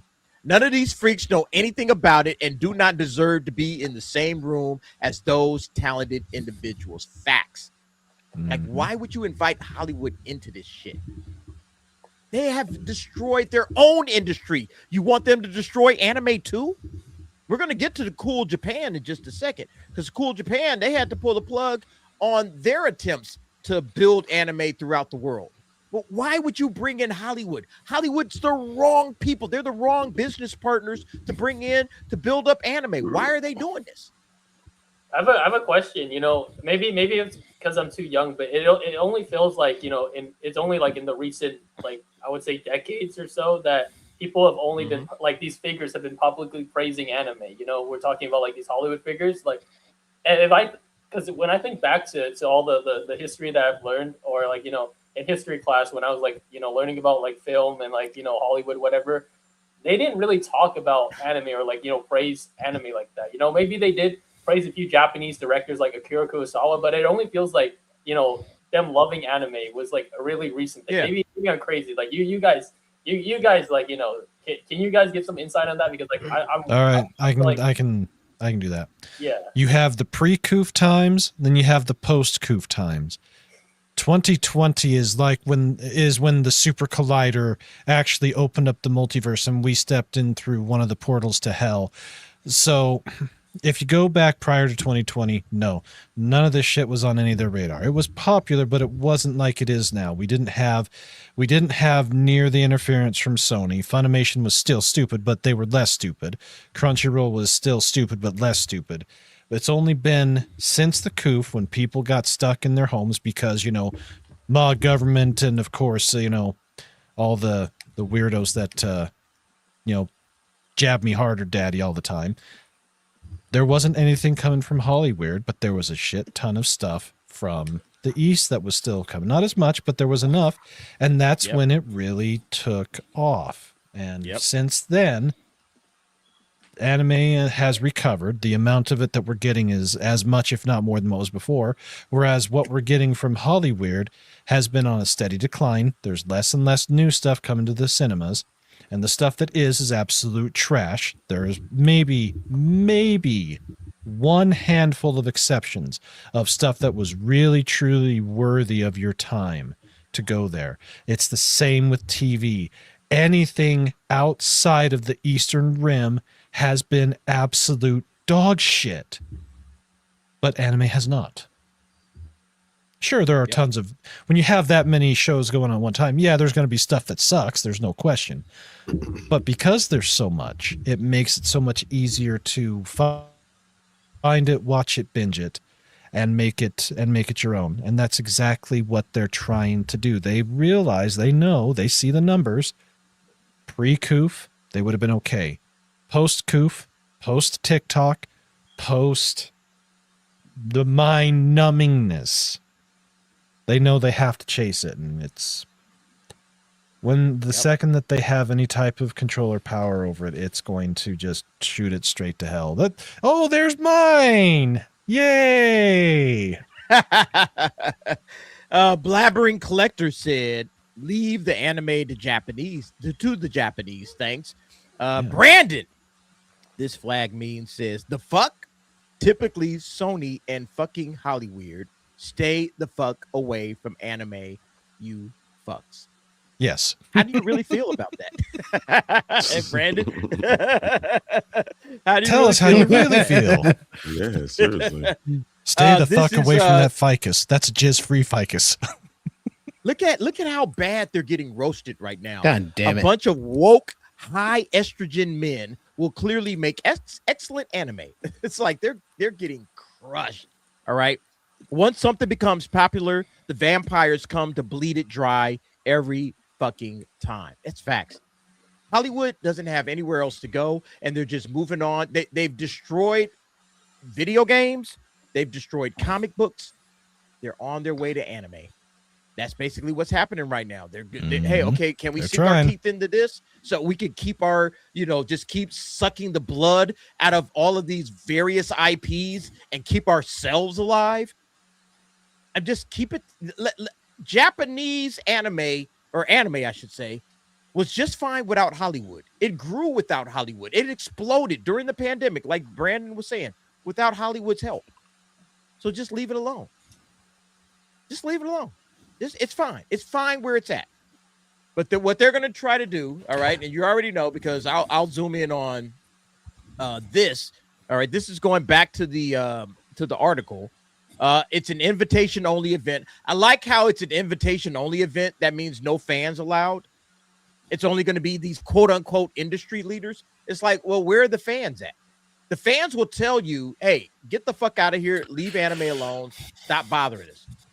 Get some fans in the mix. If you really cared about anime, you would actually have fans at this convention.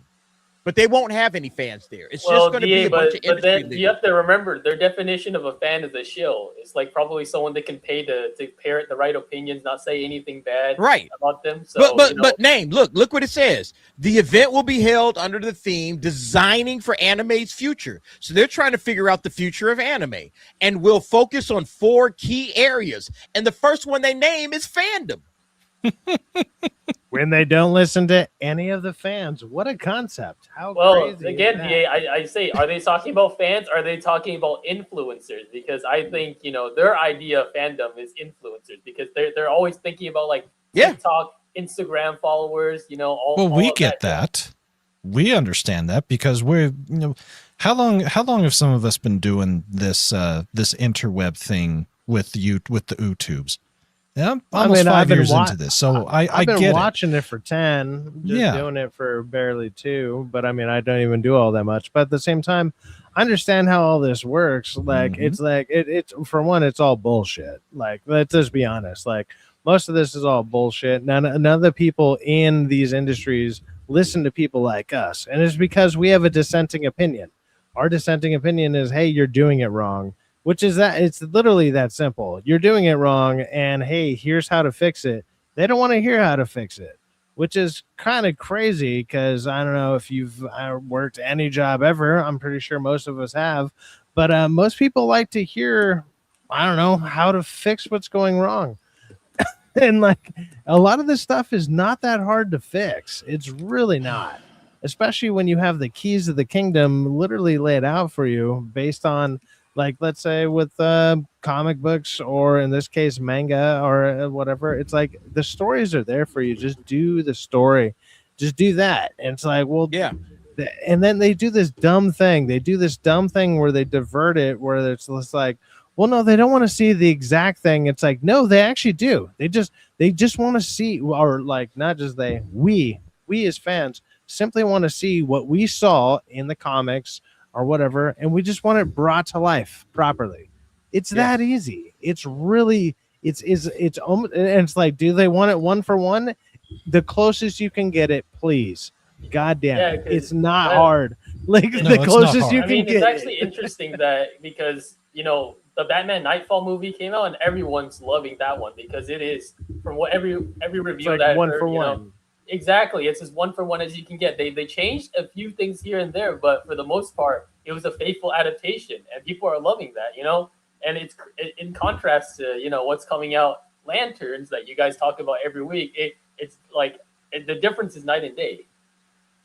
Yeah. What's like? I mean, we talk about like Hollywood movies or whatever, and let's I'll just bring up an easy one, like Lord of the Rings. You know, it's it's like the most highly regarded trilogy of all time, and it's like those books are, you know, thousands or like, well, not thousands of pages, but like over 1,000 pages It's each, a long like story. each fucking one. But if you look at a script is going to be probably no less than 200 pages.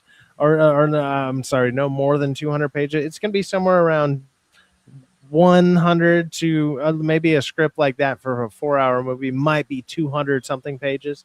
But you're condensing 1,400 to 1,200 pages into this. Yeah, Peter Jackson had to trim it down, and it made sense. Obviously, well, yeah, obviously you're going to skip some stuff. Obviously, you got to just get the nice and juicy stuff. There you go, and then you can make it a thing. That's why certain things don't And people are adapt well fine to with a that. movie. You know, that's why we don't have a ton of anime movies, because it really can't be done. Anime in general and manga in general, they're not designed for the 1.5 2-hour movie format. We saw what happened with Akira. As great as Akira is, that is as stripped down and bare bones as it gets. And it's been in IP hell for forever trying to get any type of true adaptation done. I do want to make mention one thing. Alpha and Omega made mention. IP protection and discussion of IP rights should concern everyone. That's code for actually let us have the rights and let us decide what you should make. That could be a potential issue with something like this, where it's all closed off to these industry insiders. And, you know, at the end of the day, I still stand by my base statement. Fuck Sony. I read IP protection as what's it called? They're going to talk about the whole AI issue and also piracy, but also you're right, Brandon. That's also, you know, they're changing hands over there. You know, the next live action is probably going to get greenlit over there. Hey, Brandon, you got to get going, right? I do. I got to get my ass to bed. I got to go to work in the morning, and then I'm leaving town, so I won't be having a show tomorrow. And Clifton's not feeling good, so he's not doing a takeover. So we're taking the weekend off, but I will return the week after, and I have an interesting guest, somebody that's fairly new into the VTuber scene that was actually on Side Scrollers recently. That's right. We got a great surprise guest coming up, so it'll be fun. Right. Month of September, we're gonna hit it hard. And, you know, with the algorithm changes, hoping to keep it going. We've had a pretty successful year this year. Let me say this. There's a lot of algorithm changes going on. YouTube's doing a lot. Yes, so make sure that you like your favorite streamers, you like their videos, you watch their videos all the way through to the end.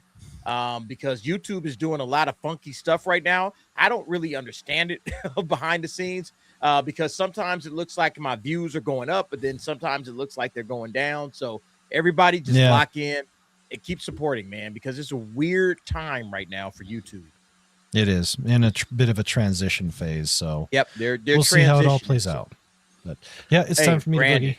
I need to go to sleep. Thank you very much, Brandon, the anime guy. Guys, get over there, sub to Brandon. I guess no Anime 101 tomorrow. I'll be looking forward to that next Saturday. It's a normal Saturday routine for myself. But yes, Brandon, thank you very much for coming through, brother. Thank you. Always a pleasure. Take care, DA, gentlemen.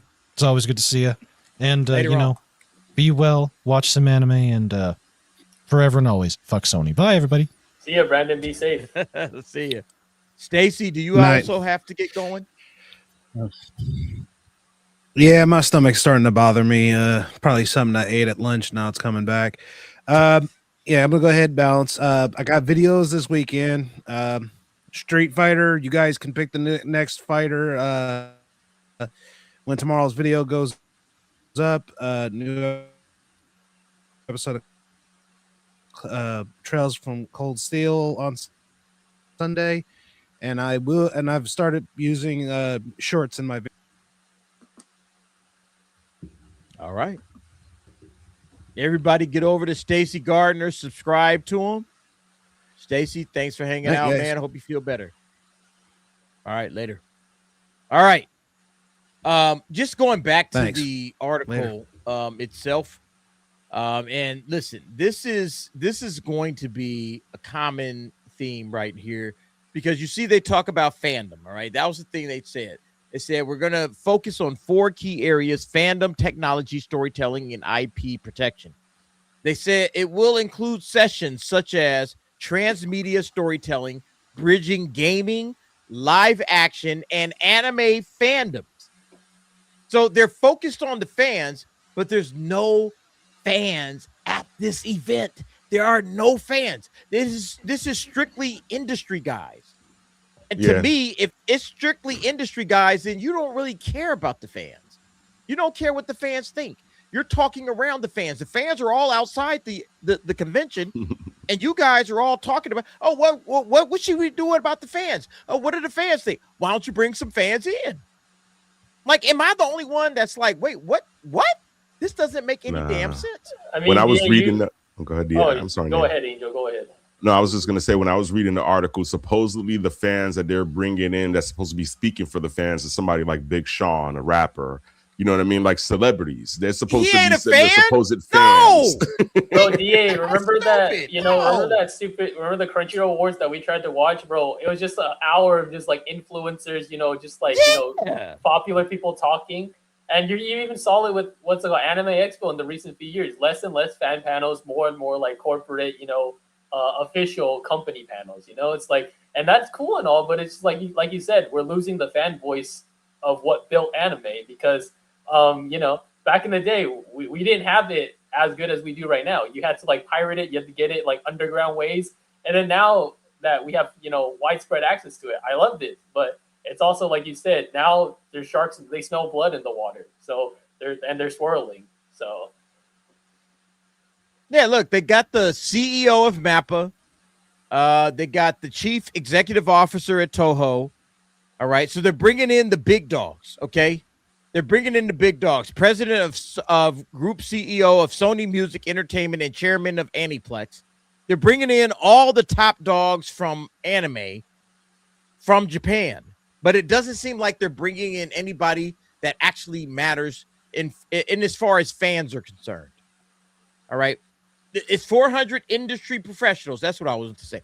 400 industry professionals and not one fan. Just a bunch of influencers who are making money off of anime, but they're not actually. Look, if they asked somebody on this panel to go, we probably would go. But I wouldn't consider myself an influencer. Like, yo, I'm an anime fan. Hey, I'm going to ask some hard, tough questions. Hey, what are you guys doing with this live action shit? These live action adaptations are trash. Yeah, bro. Hey, man, don't sully the name I'm at that of panel, bro, if I see someone at that panel, I'll be like, bro, what's going on with your animators? Why did One Punch Man season 3 come out like that? Like, what deadlines are you giving them? Like, like they're not gonna have like actual fans with it, because, like you said, they're gonna ask uncomfortable questions. They only want yes men at there because they want to keep up this idea that everything's okay. When we talk about it all the time, and I think we should probably discuss it more. I feel like the direction that the anime industry is going, I don't know if it's sustainable long term. The amount of output that they're trying to aim for, the quality that they're trying to uphold with the amount of like workers that they have, I don't think it's sustainable. And maybe like that's why they're doing this conference, because they're trying to get the investing and like perhaps like the talent and the manpower to hit those goals. But like you said, we don't know what, it's like a monkey's paw situation. You wish for something, but you don't know what that wish is gonna entail until like it fully manifests. So yeah. I don't think anything good comes out of this conference. I don't know what they're going to talk about. Obviously, we'll cover it. All right, it's October 7th. So the week of October 7th, whatever week that is, whatever Anime Nights episode that is, we will cover it. We'll see what it is that came out of that conference, if anything. But I don't think there's anything good that's going to come out of this. I think it's just going to be a lot of Hollywood trying to sink their claws into something new and hoping to catch lightning in a bottle because they don't have anything for their Western audiences anymore. All right. Hollywood is completely sunk. It's dead. And all the fans, Gen Z, like I've talked about Gen Z forever, Gen Alpha coming up right behind them. All they watch is anime. All they watch is anime. Why? Because Hollywood is offering them nothing. It is what it is. Yeah. It is what it is. All right. So we'll see what happens. All right. You know what's crazy, DA, though? That this panel is starting right before Comic-Con. Like it's starting right before that. Like the Comic-Con is supposed to be from the 8th, I think, to the 11th, and this is starting on the 7th. So are you going to Comic-Con? Are you going to New York Comic-Con? I'm gonna try to get my tickets, dude. So I'm gonna let you know by next month. Man, but more than likely, I'll be able to go. If you need something, I'll send it to you, bro. Let me know because I would love for you to cover like New York Comic-Con from an anime perspective. So we'll talk offline.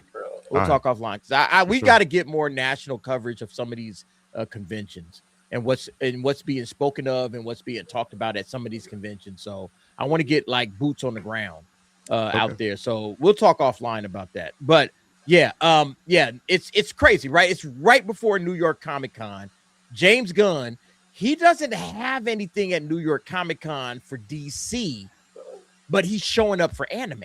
Bro, that's a bad look on both parts because it's like, the thing that you're the president of, you're not showing up for, and you're showing up for like the thing that you've mentioned publicly that you would have a hard time adapting. It's like, bro, the optics of this is crazy. But what it is, name is he knows that's the future. Anybody with a brain can see that anime is the future right now for Western entertainment. Because the West has dropped the ball. So they know that they got to get locked in with some of these anime properties. And that's why James Gunn is going. Because he's like, all right, shit, man, I got to. He knows he's not long for the DC world, but he might be trying to tap in with something new. And that's the reason why he's going to show up. Because he's got to be in the room. You got to be in the room. You got to be known to be a player. And, I guess he tries to sell himself as some sort of a comic book guru. And he's really not, he's just kind of a regular guy. He's a regular guy that never really rocked with comic books. He doesn't really understand big characters like Superman, Batman. Bro, I got a question for you guys. Between Feige and Gunn, who do you think is lying about like their comic book knowledge more? Look, I think Feige actually has more comic book knowledge than at least mainstream comic book knowledge. I think Feige knows what he's doing. James Gunn is just spitting in the wind, man. He doesn't have a clue. But that's my opinion. Just to tie it back to the topic, I saw that you responded to one of Chibi Reviews' posts about like that. Is it a Russian voice actress working in Japan she was complaining about? And I think like to your point about they're all pivoting to anime. It sucks that they don't have the mentality of we see how bad it is right here. Let's try to fix it. Let's try to build ourselves back up. And instead of just moving to like where all the action is. Like, why not make your place the place of action? Why not start popping Hollywood off again instead of like trying to go to Japan? Like, I'm just thinking about because they don't want to do any hard work, man. They want to let Japan do all the heavy lifting, and they'll just piggyback off of their success. It's really bad, man. It's a bad look for Hollywood. Look, let me share this, and we're gonna move on. Thank you everybody for your patience. Chibi Reviews. You were talking about I was responding to Chibi. I just want to ask this question. Name an anime that should be required to watch before being considered an anime fan. This GIF that he selected is wild. It's a wild GIF. But if you had to pick one, and we're going to move on in just a second. What's an anime that everybody should be required to watch before you claim that you are an anime fan? I want to hear from the panel on this and the chat. All right, chat. chime in. What's an anime that you should be required to watch before you are considered an anime fan? Name is going to talk. What? Look, you're going to talk about some Chiikawa, huh? Bro, that's the My hard Hero thing. I'm not, Vigilantes. This year, this is like a form of gatekeeping, and it's really hard because you can of course bring up like the big ones, but then there are people who haven't watched the big ones, and then there are people who haven't watched like certain animes. It's just like really hard because this is like a very genre specific question. But I think even if you haven't seen it, I think if you haven't had if you haven't had someone tell you to go watch Boku no Pico, I don't think you can call yourself an anime fan. Jesus Christ, dude. Oh, fuck. Bro, that's like what's your answer on this one, Cyfax? What's your answer? What anime should you be required to watch before you are considered an anime fan?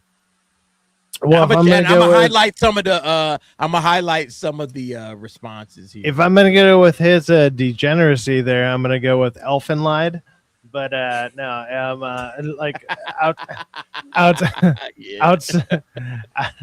outside of that, I'm gonna go with Hellsing Ultimate. Like, dude, because like I don't feel enough people recommend that. But Hellsing Hellsing Ultimate specifically, like, it's because that one it's a lot better. I mean, you could go with something easy like Full Metal Alchemist Brotherhood. Like, that one's really great. But it's like, those. I would say any of those. Like, if you haven't been recommended any of those, then you haven't been watching anime long enough. Like Elfenlied, that's obviously a joke because he said a really fucking terrible one, like the worst thing you could ever recommend to somebody. Bro, because I got recommended that. Bro, that's your like initiation ritual. That's how you know you that used to be like the that's like you've gone too far. Like, bro, what are you talking about? That was like the hazing ritual for like anime fans back in the day. Like, you like some like unsuspecting guys like hey guys, I'm getting into anime. What should I watch? Everyone just be spamming. There'd be like one guy, and then all of a sudden you're on an FBI watch list. Like, that is not where you want to be. Like, I know that's not what you want to be, but I'm just saying, like, if you got to have that experience to know that you made it in the. Somebody said I saw somebody say Soul Eater. By the way, I got a Soul Eater tattoo. It might be Blair the Witch because she's banging, but yeah. Honestly, look, I like some of these answers. All right, Naruto, Berserk, I like that one. Yeah, Chad is dropping some nice answers, bro. Like, bangers, right? Death Note. And Dragon Ball. Death Note's easy for me. That I've always said this plenty of times, and I'm gonna continue to say it. Samurai Champloo, I think, is like, I think that's like the easiest. Like, if you've never watched anime before, and it has a great American voiceover dub, I guess you want to say, or dubbed over version, because that's how most people probably saw it on Adult Swim when it came out. I think that's a super easy one to get into, and it's like, hey, it's just swords. Everything's pretty straightforward. There's no real mysticism to it. There's a little bit of wonkiness here or there, but it's not like crazy. It's just like samurais in the Edo period, and it's just boom, or in the Edo area, or the Edo era, I should say.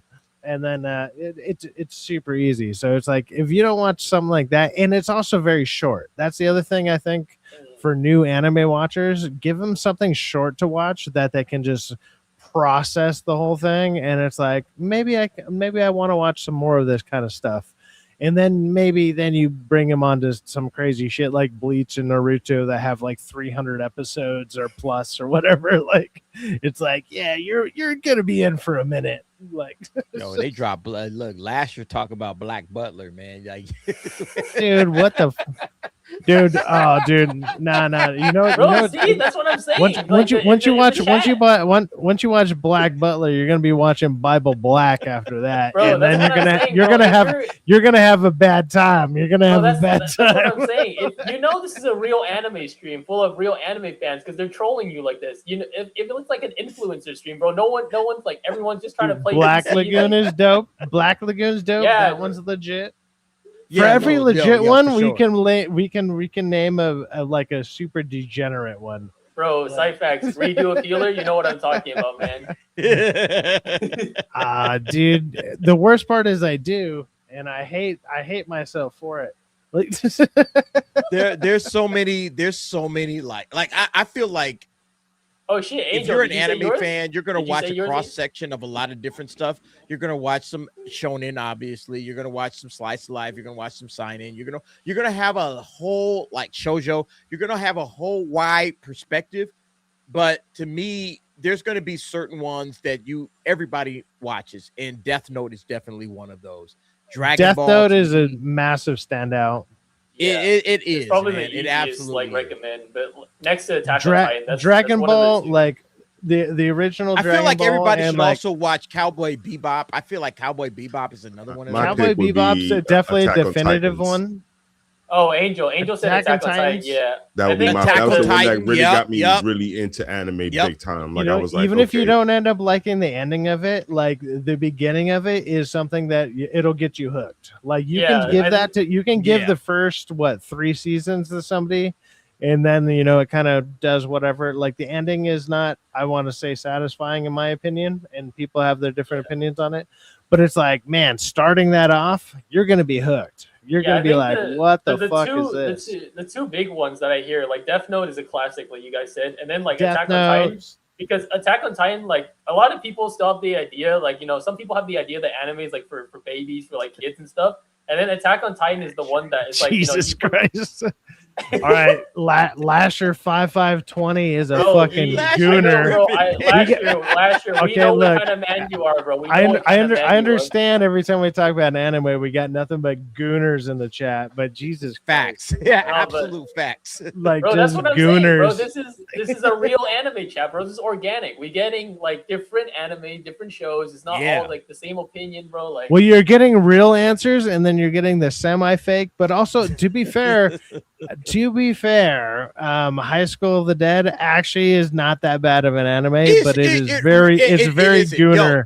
It's super gooner. Very gooner, but it's honestly, it's good. It's really good. It's actually not bad. Like you're just really like good. Yeah. It's like, okay, you're about to get all the fan service, just all of it though, thrown in your face. Bro, It's boob physics that don't like exist. Bro, there's a shot, and I've actually used it in one of my clips where it's like a dude shoots a sniper rifle, and like a chick does like a summer, like she back goes, or like she like just falls on her back, but her tits sway in just a way that the bullet flies in between her titties at the right time, and it's like, okay, you have to be the best shot in the world to miss that. Also, your titties are so floppy. It's such a weird thing, but it's the only anime you can find that'll do something like that. So, I mean, if you're into that, High School of the Dead is what's up. Bro, that's what I'm saying, because like with all this like tourism talk, because like we've seen so much discourse recently about like I don't like seeing what's it called, these shonen women objectified with what they're wearing. Like these kind of animes is a real check for these tourists, because they're never gonna watch it, despite like those being like staples in the anime community from like back in the day. You can tell like you can tell a lot about someone on how they react when you bring up like these quote unquote cultured anime. Yeah. Yep. All right, real quick. Nick Knack had a $2 reshoots DA. This came so far. Like this is like a half hour ago. Nick Knack, I'm sorry. I don't even know what you're talking about. They're talking about Man of Tomorrow. Man of Tomorrow, when they're you're responding to the super chat. Okay. And you're asking, like, well, I thought they just finished rapping. Why are they still building it? Reshoots. There we go. Got it. All right. Thank you, Nick Knack. I appreciate it. All right. Let's move on. I want to talk about this. This is interesting to me. All right. Did you guys know there's a Dragon Ball theme park that's being built? If I heard about that. Yeah. Now you know. All right. We got a $7 billion Dragon Ball Z inspired theme park now being announced in France, or it's going to be in France, but it's by France and Saudi Arabia. So this is on Anime Mojo. Go ahead, Angel. I think this is the second park that they're creating because I know they're doing one in Dubai, and then now they're going to do one in France. So I think this is the second Dragon Ball Z park, from my understanding. But I'm looking forward to it. It looks like really lit. I don't know if you've seen the outline or the graphics for it, but it looks really good. Are those the actual images or were they AI? Because I couldn't tell. Because I did, like you said, I did see some images floating around, but I didn't know if they were actual, like, you know, concept art mock-ups or if they were like AI generated, like, you know, imaginings of what it might look like. Yeah, so it says France and Saudi Arabia have agreed to build I guess it's 6 billion euros, which is $7 billion. A manga-themed amusement park inspired by Dragon Ball Z, northwest of Paris, as a part of a larger 3-park development. So if you're ever, you know, thinking about traveling, going overseas, you're going to go to Paris, you're going to have a Dragon Ball Z theme park. Like, what do they got in Japan? They got the Chikawa land. Exactly. Like, why isn't this in Japan? That's kind of the only reason that I'm really talking about this. Like, can this be in Japan? Because when I went to Japan last year, I would have loved to go to a Dragon Ball Z theme park. What's going on with this? I think the former editor of Dragon Ball, I think he worked on like the original run with Toriyama. He said like if he was still in charge, like he'd put that park, or like, you know, if he had any pull, he would put that park in Japan, because he said like, you know, Japan should get it first. You know, like they are the ones who came up with Dragon Ball, so like, you know, it would only make sense if they had it, right? But it's gonna be in, like Angel said, it's gonna be one in Dubai, there's gonna be one in France, but Japan is like, bro, where's their park? Yeah, I mean, this is just crazy to me, man. So thank you, Angel, for sharing this. So this is the website construction to commence for the world's only Dragon Ball theme park. All right. That's the one in Dubai. Let's go ahead. This is the one in Dubai? Yeah, but you should look at the commercial that they got in the bottom. They got like a YouTube commercial just promoting the theme park. Like, I'm telling you, this thing is going to be sick. But this is, like I said, this is the second one. They've got one in Dubai they're creating, and then they're going to do one in France now. Yeah, that's the commercial for it. All right, hold up. Let's hold on. Let's watch it. Hold on. Let's blow it up big screen. Oh, it's not doing it. All right, hold on. We'll go over it. And then bring it over on this side.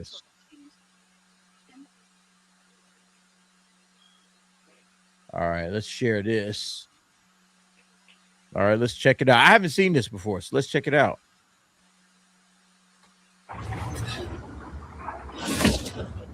A wish has been granted. Calling adventurers from across the globe. Around the world are converging on Saudi Arabia after the discovery of Dragon Balls with wish-granting powers. To experience an unprecedented, immersive entertainment destination.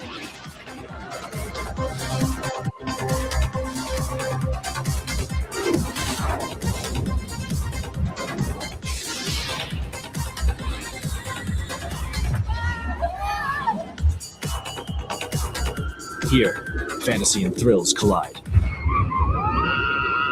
Play a part in the epic sagas, coming to Saudi Arabia, in the first city built for play.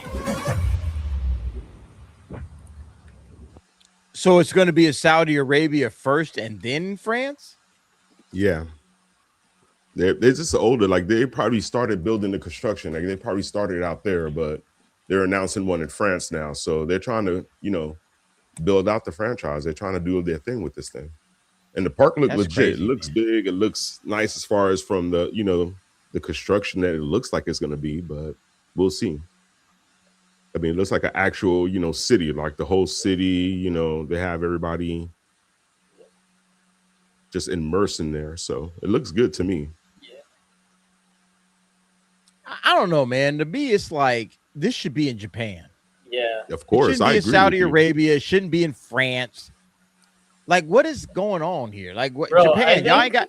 If I'm remembering correctly, I heard like when they did the announcement for the France location, they didn't even have any like Japanese representatives over there. It was like was it does France have a president or is it a prime minister? No, you're right. Here we go right here.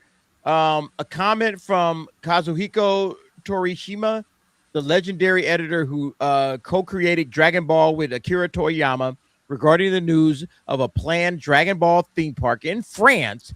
It was certainly regrettable that while Saudi Arabia royalty were present, no Japanese representatives were to be seen.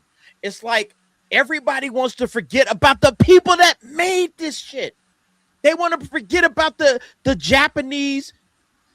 They want to forget about Akira Toriyama. They just want to take the franchise and run with it and make something out of it, and they forget where it came from. And to me, this is sickening, man. Bro, I mean, it's it's like you saw with the Crunchyroll stuff. These are like culture vultures. Like, you know, they don't actually care about the art, the culture that inspired it. They just see the money. They just see the popularity. They see all this like, you know, worldly, tangible stuff, and that's what they latch onto. That's what they're chasing. They see them Saudis ain't playing. Them Saudis are not. Yeah, they're dropping $7 billion, bro. That's like they're pocket investing, change, bro. Like, because for what I'm seeing, they just started construction in Saudi just this year. The park is supposed to open in Saudi in 29. You know what I mean? So the France one is probably going to be around maybe 31, maybe 32. You know what I'm saying? That park might open, but the Saudi one is going to open up first. So we'll see what happens. I mean, it's just crazy that they don't involve anybody that originally created this or anything. But Japan, they're losing out because they're you know, financially they can't afford to do it, and I don't know if they have the space, and I don't know if Japan wants to partner with the Saudis in that way. You know what I mean? So especially, I don't know, in regards to religious wise, you know, the way that they feel about things out there. So I don't know. It might collide in their eyes, you know, trying to do business with them, but Saudi is taking over, dude. They taking over video games. They got money. Yeah, dude. Like all that oil out there, like they're not playing. Bro, didn't they buy out like Ubisoft or I don't know? EA. They made a big acquisition, so they just kind of own like a huge company, I think. Yeah, they own EA. EA Sports. EA, all EA. All of it. So look, I wanted to bring this up too. This kind of connects to that a little bit. We talked about Cool Japan, and how Cool Japan basically is kind of crumbling at this point. According to several reports, you know, we talked about this. The Japan government plans to abolish the Cool Japan Fund due to accumulated losses of 54 billion yen. We talked about this last week. All right, the fund was established in 2013 to help the sales promotion of Japanese culture abroad, like manga and anime. This is essentially what Japan was using as a way to export their culture, because, you know, I mean, let's just be honest, man. Like, that's one of the biggest exports they got right now, is anime. You know, like anime across the world is dominating, you know, mainstream entertainment. You know, Dragon Ball Z, like one of the reasons James Gunn might have been interested, not Dragon Ball Z, Demon Slayer, sorry. One of the reasons that James Gunn might have been interested in Demon Slayer is that it beat Superman, right? Bro, that Demon Slayer movie did so well that Netflix is like speedrunning the live action adaptation. That I remember we talked about it. Like that movie took off so well for them. They're like, all right, let's capitalize on the momentum. Like, but look, we got to keep going with this, right? All right. So that was like a week ago. So it says now, this guy Zenko, it says it has been announced that the Cool Japan Fund, a public-private partnership that has long faced harsh criticism in Japan, will be abolished. Established to promote Japanese culture, including anime and manga, to the world, the fund has accumulated massive debt due to numerous unprofitable ventures, and there's a possibility that taxpayer money will be used to cover these losses. The Japanese government has now launched a new 5-year plan aiming to transform the nation into a storytelling powerhouse. So I want y'all to embrace what Japan is thinking right now. Stories aren't being told in the West. The West is falling down. Hollywood is no longer Hollywood. We are the storytellers now. It is time for us to embrace that. That's what I see the Japanese government doing. They want to transform the nation into a storytelling powerhouse, all right, which they call, what is that? Monogatari Taikoku? Monogatari Taikoku, yeah. To market content. Go ahead, name. Oh, no, it's just like, I was just going to say, like, it's like you said, it's basically like a story, like you said, a storytelling country. Like, you know, like Taikoku, I think that's the character for like big and country. So like they want to, like you said, they want to turn it into like a storytelling powerhouse. Yeah, that's right. To market content culture such as anime and manga globally. Key policies include injecting funds into video productions, developing international distribution platforms, and eradicating piracy. So this is something that we talk about a lot on my channel. We talk about the piracy attack. They are attacking piracy. Japan, all the anime studios, manga, everybody. They're attacking piracy left, right, and center, along with the distribution. Okay, how are we going to distribute anime? How are we going to distribute manga?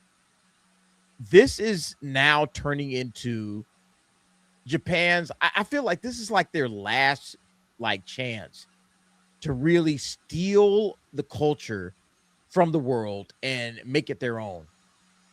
They're doing a great job with it so far, but yeah, it's interesting. It's interesting that they want to become a storytelling powerhouse. You know, I don't know. What do you guys think about that, man? Is Japan is the East the next storytelling powerhouse? You know, China, Korea, and Japan. Is that the next storytelling powerhouse that we have right now? I don't know. Yeah, like hearing this article, it just feels like they're just really painting over Cool Japan with a new phrase. Yeah, that's all it really feels like. It doesn't feel like it's anything new. Angel, it's like a rebrand? Yeah. It's like saying, like that's all it feels like. It don't feel authentic to me. I feel like this Japan with their work and what they're doing right now speaks for itself. The promotion should come organically. It should be them backing up some of these projects that are doing well, them promoting those projects to be able to, you know, just be more global. And the way that they're doing it right now, like the Cool Japan wasn't bad, but they just, like I said last time, they didn't promote correctly.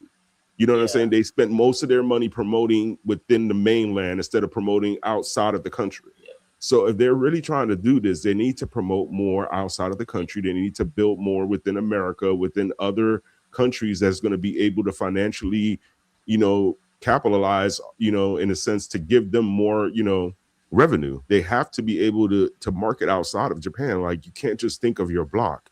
Your block is always going to buy off of you. You need to go outside of the block and sell outside of the block. So what I mean, well, that's the point. They're saying globally, like that's one of the points that they're making. They want to transform anime into the global storytelling powerhouse that honestly currently it's already kind of there. That's what I'm saying. It's kind of already there, but I mean, within the last at least 2 to 3 years, with like massive successes with like Chainsaw Man and you know, what's it called? Mugen Train and shit like that. You know, it's like Demon Slayer, Mugen Train, whatever. Like you have these massive things that have made a ton of money without like a lot of promotion in certain areas. But with the data that they have, they should be able to look at the areas that it most like targeted and or at least the most were receptive towards it, and use whatever funds they have to target those areas a little bit more, because it's like obviously these areas respond when they know it's there. I mean, how many times does Name out here say, hey, this movie's coming out, this movie's coming out, this movie's like he does it all the time. And it's like, we don't know anything about it. Like, I don't know. It doesn't, I don't have notifications on my AMC app. I don't have this, whatever. And it's like, and you know, sometimes actually, I would say a lot of the times it's not even on the AMC app, or it's not even on an area near me because it's so limited. So if they can expand it to where it's like, hey, this is actually accessible to you in your area, a lot more people are going to go see it. And you know what ends up happening, because I know you've had this happen to EA or our name as well. It's like when you go to look at these things, it's like they're sold out like instantly because there's only limited viewings, like there's limited showing it, like, whatever, the whole and it's fucking it's in like in a small theater. It's like eventually the way that anime is going, they're gonna eventually get to the point where it's like, no, we're showing this shit in IMAX. It's not going to be soon. Don't get me wrong. It's not going to be next year. It's not going to be 2 years from now.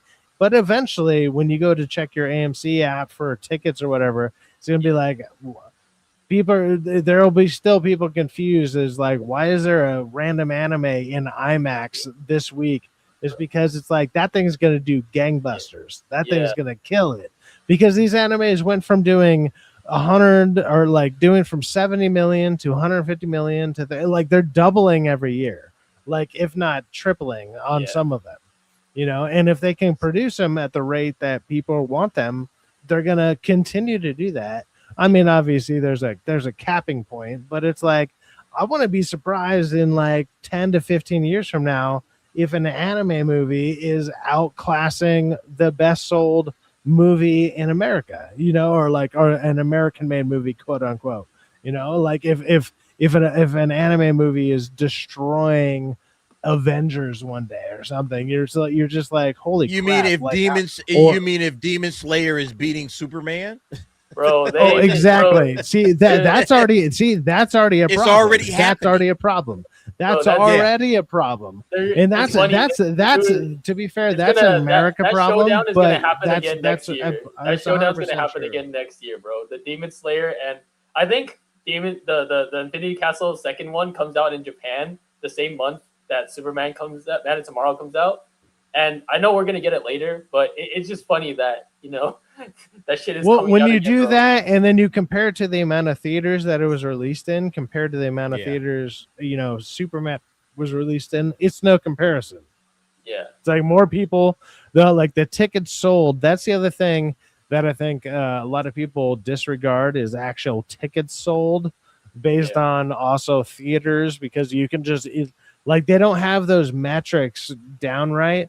And I don't know how many of you guys do this or have noticed this, but I notice it all the time because, well, I go to the theaters every week. I'm sure I at least know DA does as well. Yeah. But it's like I'll go to a theater that is supposedly sold out and a whole row is empty while I'm in like a shitty seat somewhere. Like I'm in the back row and I'm like, there's a whole fucking row empty. What I'll do is I'll go use the bathroom and I'll just sit in one of the nicer or like the closer seats. And I'm like, nobody's showing up. It's 30 minutes in this movie. Nobody's here. Why is there half a row sold out? This is bullshit. Like everything about it's there's so much of this shit is a lie that I don't even know how to comprehend it. Yep. Oh yeah. Yeah, and it's also like super crazy. like you said, like, you know, some like not even bringing the A-list, like, you know, how much of that like actually benefits them, but like sometimes if it's not a sold out or like a big movie, sometimes like I see people just like, you know, they finish one movie, they just walk into another one because, like, you know, fucking no one caught them, no one cares. So it's just like that's another, like, you know, you have to account for like how many of these movies, we're not talking about like the big sold out ones, like sold out shows, like you just like have people who just here's the thing I've been saying for years when it comes to like movie ticket sales and whatever is like people like us who have the AMC pass, right? We got the AMC pass. Well, that means we can see up to 4 movies a week, right? That's 4 movies a week. So technically that's 16 movies a month. Let's just say there's only 4 weeks in a month. Sometimes there's a little bit more, whatever. Let's just go with 16, right? At 16 movies a month for $30, am I paying the same price as everybody else? Of course I'm not. Of course I'm not. Obviously, more likely I'm not seeing 4 movies a week either. I'm probably seeing whatever the new release is. So let's even cut that by a quarter. Let's just do that. But are they, like, when they go and they run the numbers, are they doing the numbers on the people who have passes like us? Because AMC is not the only one that does this. Other theater chains have Regal something. does it. Yeah, I know Regal does it. Other ones have similar things too. So it's like, okay, you're counting ticket sales, but you're counting ticket sales as, so I picked an IMAX seating. and an IMAX in California is like $24, $26. But for me, it was probably actually more like $8 because I saw 3 other movies that month. You know what I mean? When you see X amount of movies, all of a sudden you're paying way less money or whatever. So it's like that amount of money actually doesn't add in that way. How are they applying this money? They're just saying they're applying their ticket sales numbers based on what the ticket is. But those numbers, so in my opinion, overall, all these numbers are actually significantly lower. Like they have to be lower because there's no way they're more because everyone else that like. Oh, that's me. What happened? I thought that was he froze me. up. Oh, he froze. Yeah, I thought it was me too. He was cooking. Okay. No, but Cyfax is right because I think in recent memory, Demon Slayer was probably the first big, I would say, anime movie to be put out on IMAX. I remember seeing that. I caught that in IMAX, and then you might see this become a trend with anime, going forward because I've been seeing a lot of the remasters. They're trying to put it in IMAX, and like you said, like they need to do a better job promoting the anime because people do pull up for it.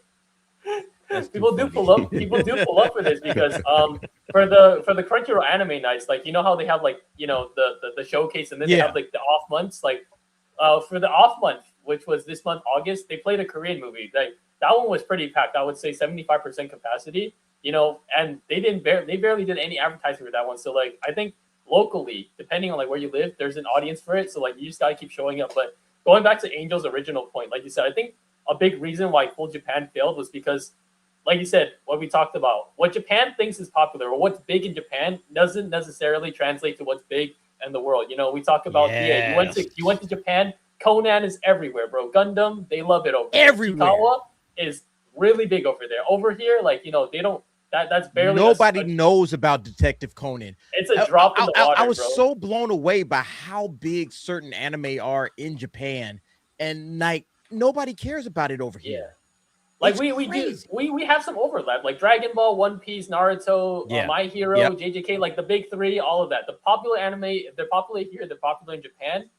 But like you said, there's so many like things that they love over there that aren't like talked about here. Because it was a funny thing. I remember that anime quiz you did. That one question stuck out to me. It's like, what's the longest running anime? I think they said Doraemon. That one's even wrong because there's like even longer running anime, but no one knows about it because it's just like super specific to Japan. So it's just like that's another thing that I think why Cool Japan made a fail, because again, you have to think about it. It's like it's a government, even though they're operating in like the anime space, like it was still a government agency, like it's just like it's like someone who's not connected with the culture or not as connected, trying to like dictate what the culture trying to dictate what the culture wants. And I think that always ends up badly because it's like you can never tell what's going to pop up. Like no one knew that Demon Slayer was going to pop up as much as it did, because that has like some you wouldn't think it did, because it's like they have Japanese like elements is set in like the 20th century, and then it takes off. And then JJK too, like you don't think like people will be interested in that sort of stuff. It takes off. So you can't really control what the culture likes. Like you just kind of have to go with the it. culture. So, look, this is what I said. The fans will ultimately determine what it is that we watch. And I said this on my video. The fans are going to be the ultimate driving force. It's not going to be these studios. It's not going to be James Gunn or anybody else. It's going to be the fans. All right. So I think with Cool Japan, I think it was a great idea, honestly, just to kind of use Japan's government to help promote some of its culture. Ultimately, I don't think that they needed any of that at all. I think that Japan does a great job. The anime and manga community, the mangakas, the people that are creating the product are doing just fine. Japan didn't really need to jump in and try to, we're going to help you guys promote you guys stay out of the way, because they're actually doing a great job on their own. Cool Japan was kind of unnecessary. I understand why they did it, but it was unnecessary, because anime and manga are growing organically without anybody's help, because audiences just want good storytelling, good characters. That's all we care about. And as long as you're giving that to us, we're in. So I think Cool Japan, like I said, good idea. I respect what they were trying to do, but ultimately it was kind of unnecessary because we were already locked in with anime. The only thing you could do with that is just honestly just mess it up. It's just jump in, step in on all of these mangaka's shoulders, these anime directors and writers. You're just going to mess it up. To just leave them alone and let them do what they do. Get all the government out of it and let the creators create. That's how I feel about it. And I think that's exactly to your point, Dia. And that's one of the fears that I have with what they learn about from this mistake about the fan driven stuff, because like you said, the fans drive it, but I also at the same time, I don't want Japan to just be like, oh shoot, this is hype, so let's just do that. I still want them to push, try their own stuff, because that's why I fell in love with it in the first place. That's why I started learning Japanese, because they put all these little nods into their culture, into their anime. It's like super subtle. Sometimes it's just it can be simple as eating ramen, or the whole love confession scene in those slice of life animes. That kind of stuff is why I watch it, because it's so uniquely different. It's a unique vision that I don't see in Hollywood movies and Western movies, because we don't have that kind of culture there. So I kind of hope that they find this right balance of understanding what fans want, and also whether they take global fans into account nowadays. I don't know. That's probably up to them. But they might, because that drives big money. But I still want them to I still want them at the heart of their work to retain the heart of Japan. Don't forget why you started doing this in pursuit of money or fame or clicks. That. I agree. All right, look, I want to get to this because I thought this was absolutely amazing. Have you ever heard of the stage plays that they do? The stage plays that they do in Japan for some of the anime are actually pretty damn good. At least as far as what I can tell. I haven't actually been to one, but I want to go to one. But I guess in order for me to go, I'm going to have to know Japanese, and I'm probably not. my friend, when they brought the Attack on Titan stage play to New York for one night, he went there. He said he loved it. But like I said, dude, when I think of stage plays, because it gets a really bad rap, theater kids and all that. And I understand that, because the kind of stuff that we put out over here is not really marketable, or and this is coming from a guy who's read some of them and done some of them. It's absolutely it's all the Hollywood stuff, but dialed up to the max.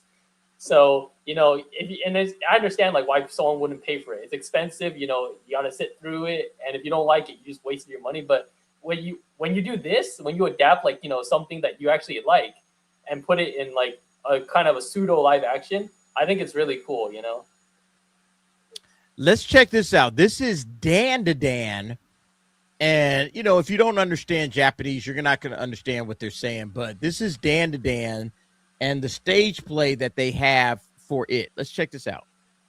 いや、幽霊なんているわけないでしょ。血が話し合わせてやったらそれには全否定すんのかよ。オカルト舐めないでください。おっぱい吸わせてやるからよ。一物しゃぶらせろ。Turbo Granny right there.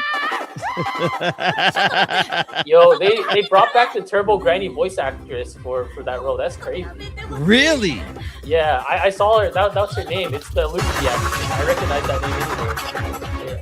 Damn, that's cool.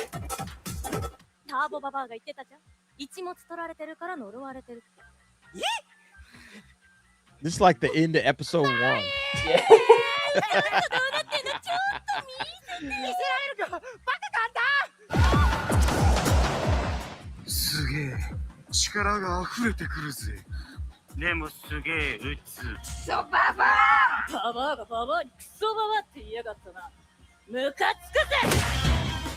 I got the bat going.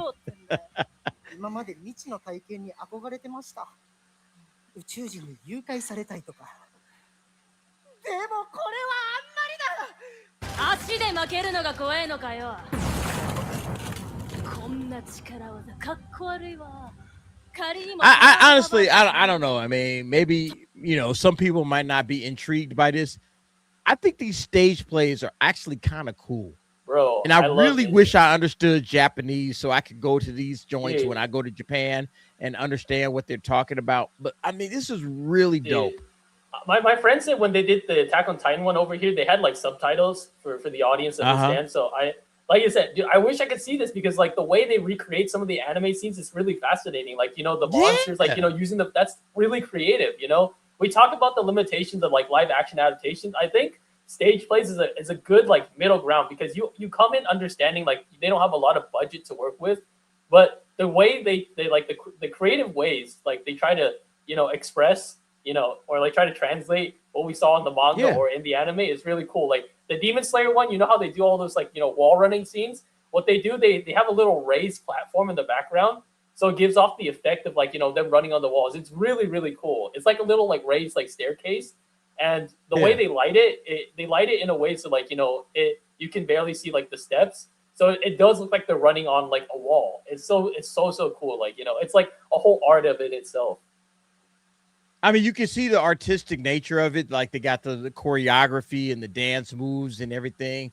I think this is excellent, man. And I wish, like I said, I wish they would bring something like this to the United States so I could watch it. You know, I wouldn't be able to understand, you know, anything they're saying. You know, obviously there's no subtitles, but I mean that's dope, man. I love hearing about stage plays that they're doing with it because it's different.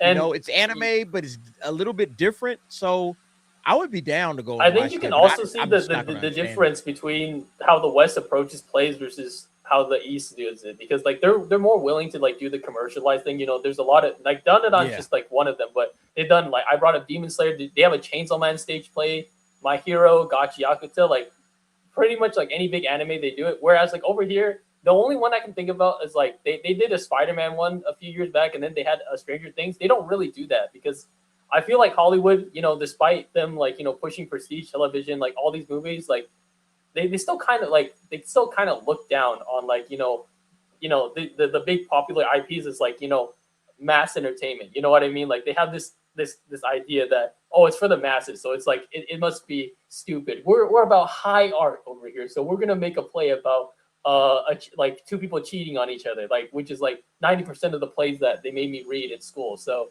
you know, it's no wonder why a lot of us just kind of want to see the Japanese stage plays because they're actually adapting stuff that we want to see, you know, like. Yeah. Real talk. Hey, let me hit these super chats, man. I have neglected the super chats. So my apologies for that, but I do appreciate you guys. Marshall J, General Ortega for 5. I'm still waiting on Derek review of the beloved classic Perfect Blue. Sorry, Derek. Let you know I haven't forgotten. LOL. Hey, look, I haven't forgotten either. That is absolutely on the list. It's just a matter of me getting there, but I will get there. All right. Yeah. I will. Do you think they're ever gonna they're gonna put it out again? Because I think the last time they put it out, I went and it was was it the 4K remaster or were they just putting it? I'm not sure, but it was absolutely phenomenal. You got to see it on the big screen if possible, but you know, just watching it is a really good film. Like you can see where people like I said, people have been saying like there's this conspiracy theory that Darren Aronofsky copied the Perfect Blue to make the plot of Black Swan, and you know, watching that movie, I'm like, okay, I can see where the allegations come from because it's really similar. Yeah, I'll definitely see it at some point in time. Marshall J, don't even worry about it, bro. Thank you very much for the 5. We also got Alpha or Mega for $5. 12th biggest export. I assume you're talking about anime.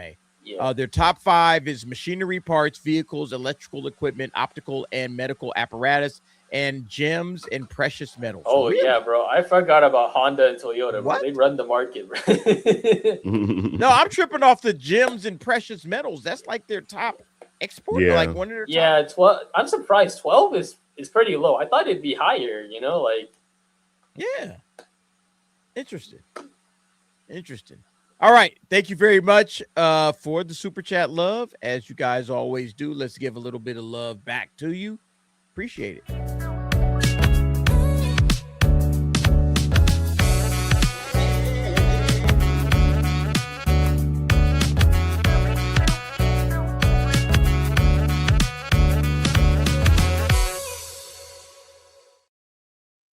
All right, we've talked a little bit about we haven't talked about this. All right, let me share this real quick. So G Kids is proud to announce the acquisition of North American rights to Vampire Hunter D Bloodlust, a rarely screened gothic horror classic from Yoshiaka Kawajiri and Madhouse, will get a full theatrical release in 2027, and then more details will follow. Name. We talk a lot about anime in theaters, anime with the theatrical releases. Obviously, Demon Slayer had a big release last year. Chainsaw Man did pretty good as well. Where does Vampire Hunter D fit in with all of that? If it's going to get a major release, that's a branded question, because I feel like it's gonna get it kind of feels like one of those Ninja Scroll or like Akira situations where if you've seen it, or you probably like already own the Blu-ray and all that, so you may pull up for the remaster if you really love it. But I feel like it's like you said, we had that whole conversation I think last month when I was in Vietnam about like a lot anime movies. A lot of people, they're not pulling up for a lot of these, like Demon Slayer, Chainsaw Man. Those are exceptions because they're big IPs, and where's Haikyuu, Apothecary, we'll see next year, Soul Leveling. But a lot of these like classics or like low, smaller ones, they kind of fly under the radar because there's no crowd for it. And also like I said, the big problem is they don't have enough screenings. Like Cyphex was talking about, like sometimes you only get like one showtime for one day. So if that one fills out, that's the problem. Or if it doesn't fill out, so like the distributors are like, or like the theaters are like, oh, this movie isn't doing anything for my theater. Why would I like play this instead of just having another like one brand new day screening? So I'm always interested because G Kids, they always put out some stuff. I didn't get to go to the G Kids panel at Anime Expo to see like what their release schedule is like, but they always put out like some cool stuff, remasters, new movies. So I'm always interested, and I always love seeing anime in theaters. So this one I'm interested in checking out. Yeah, I thought, and Everett Randolph, your emoji or whatever, I guess your avatar is exactly this picture. That's like perfect timing, bro. Bro, like I said, your chat is full of real anime fans, bro. Like you got anime. That's what I love about this chat, man. They're not. These are actual anime fans. Shout out to you guys, man. Like that's why I feel like I had to do a stream just for anime. I kept trying to build it into the DA's office, and I was like, nah, man, I got to do one just strictly for anime because there's enough of you guys out there. So yeah, Everett Randolph, shout out, bro. It's like, oh yes. It's like, yeah, man, you had the perfect avatar for this topic. But yeah, I don't know. I mean, it's hard to say what is going to happen going forward with anime, but I think G Kids is in the right space. Yeah, they're really doing great things for anime, so I'm excited about it, man. I mean, I think I don't know what the numbers are for like distribution, like licensing, how much like the cut like gets kicked back to like the original studios, but I feel like at the price that they make these anime films for, like they don't lose. I feel like they don't lose money from just like licensing it out and like taking a shot, because they make all their money back in like Japan because like bro, you guys are in the chat, but I'm pretty sure DA and the gang are tired of me talking about like the Chikawa movie like every second like post I sent to them. That movie is doing like and in Japan you won't shut up about it, man. It's like that's the only thing you talk about. Because it's fascinating because like they have a whole like different like because I was looking at the top movies in Japan, and of course like they have some like Hollywood ones like sprinkled in. They have like some international like that they export out. They have that sprinkled in. But when you look at strictly like what's big in Japan, like that movie is like close to cracking top 20. I'm like, bro, it's like what's going on? They have a whole like different culture over there, and they make all their money back over there. So I feel like anything they bring over here is like extra. Now Demon Slayer, like they made so much money off of that, that's like a good extra. But I think like anything like even if they like don't get many like people watching it, like I think it's just like, yeah, we made our money over there. Let's just throw darts on the board and see what hits. Right. Okay. I think we are pretty much out of topics. Hold on, let me check. Did I miss anything? Are we gonna revisit Peter Cullen, or do we just put a lid on? We spent a lot of time on Peter Cullen. I'm not saying that we could. I mean, we can always look at some more of his videos. You're gonna talk about it on The Office? I feel like that's an Office topic. Yeah, that's definitely an Office topic, so we'll probably hit it on The Office. I mean, we hit pretty much everything else. Crunchyroll, Peter Cullen, Vampire Hunter D, Cool Japan, Dandadan. Yeah, I think we covered pretty much everything. What anime is required to be a fan. Yeah, we've hit it all. So the last thing we got left is trivia. If you guys want to play. Now, I got t-shirts and I got a cool prize package. And I'm willing to roll the prize package out, but I need at least 10 people playing. I'm not going to give this prize package out if people ain't playing. The prize package includes a $20 Steam card, an Anime Heads t-shirt, and an Anime Heads sticker. So, do you want to play? We need 10 participants. I need 10 people in the chat saying playing. All right. So if you're going to play, type the word play. And then Bro, is it just 10 from the chat? Because I want to play too. I want to play too, but I don't want to count. You don't have to count me. You don't have to. I was about to say, like, do I need to make up another name or something on the other side? I don't have to be counted among the numbers if you want like an authentic number. No, I want 10 people. I know we need the chat playing, man. You're fake, all right? That's one. If you're playing, play, and then we'll play it. And like I said, I got a $20 Steam gift card.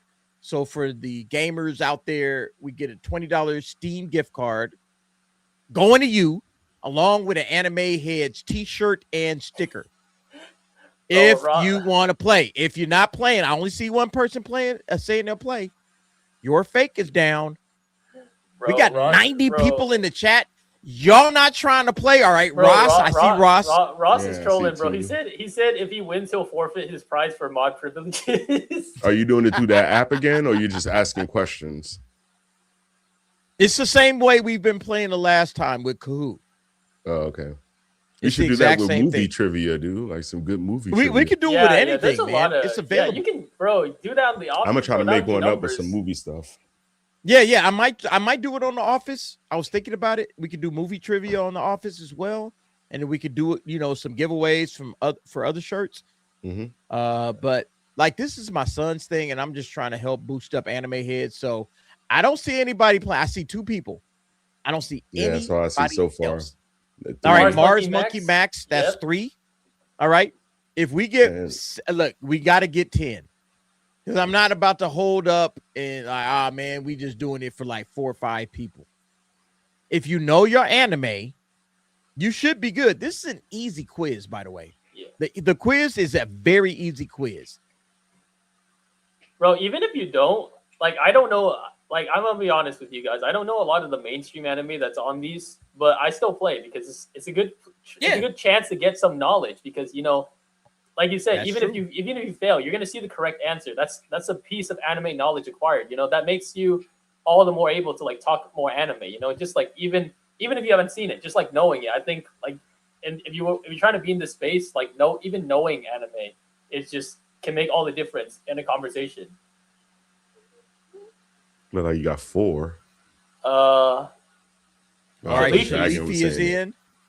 All right. Yeah, Leafy's 4. Yeah, again, I got to get 10. There's 80 people in it. There's over 80 people in the chat. Yeah, I was going to ask. And if we can't do it, that's fine. We could save the game for Wednesday. But I was hoping that we could do it tonight. And then, it's fun. I was gonna ask like if To you me- wanted to start a poll in the chat, but I feel like some people will just like vote just to vote, and then like you have like more than 20 people voting in the poll, but then like no one's gonna pull up. So commenting is probably better, but you got some people like me though that are newbies and want to learn, but just afraid to answer some questions. You know what I'm saying? So just depends. It's a free ass game on the internet. Like, why is anybody stressed about this? That's crazy to me, man. So Buddha Cafe's like, what's the request? Okay, we need 10 participants for the quiz. We're doing another anime giveaway.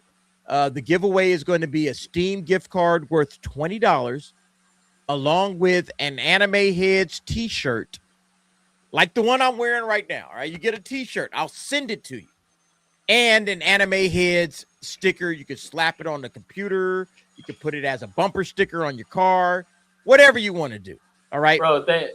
Thanks to Rock for keeping track in the chat, because like I kind of lost. All right, so Rock says 5. We need 5 more. 5 so far. Yeah, thanks, bro. So Rock, we get 5 more. We playing.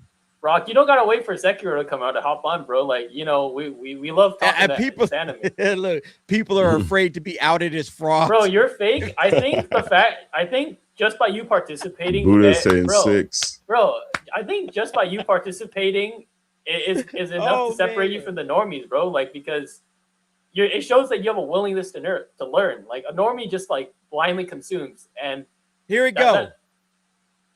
This the shirt, man. You can have this shirt. You could be wearing your anime hair. Prove you an anime fan instead of a fraud to normie. Bro, you gotta bro, Budgie Cat said he's in, but does he have to pay $1,000? So what we got? What's 6. the numbers? Thank you, Rock. 6. Okay. Tumbleweed. We need 4 more. Tumbleweed said he wants how to I joined Tumbleweed. The information. So basically, what happens is I'm gonna go live. The code will go out.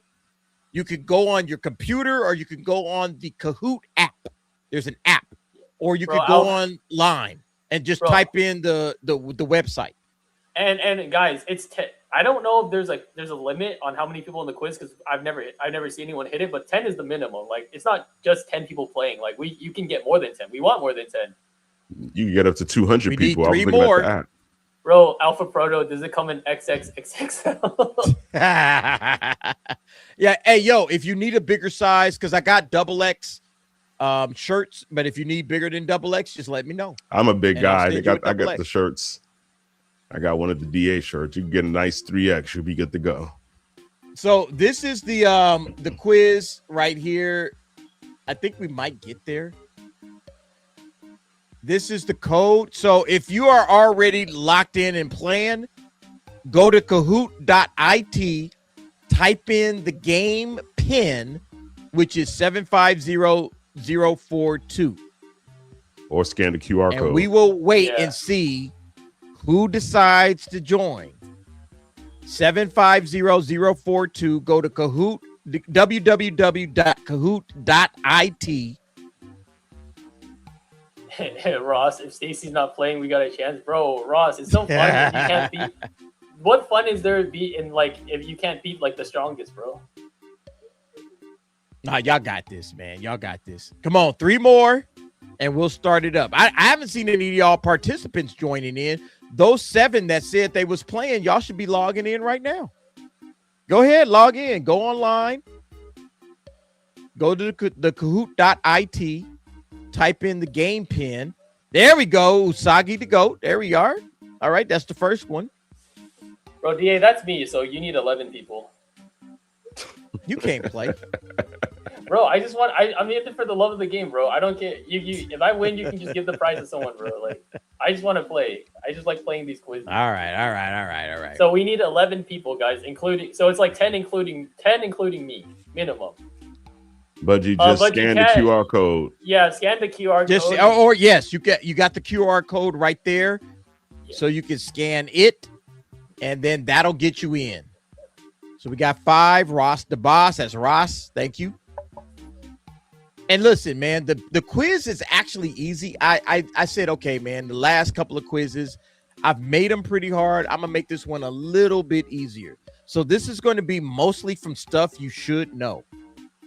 And the way that Kahoot works is it's just about who answers the fastest. Yeah. Honestly, if you answer fast, if you don't know it, just pick a random one the fastest you can. You know, like 1 in 4. Oh, also I've set the answer key to 20 seconds. Okay.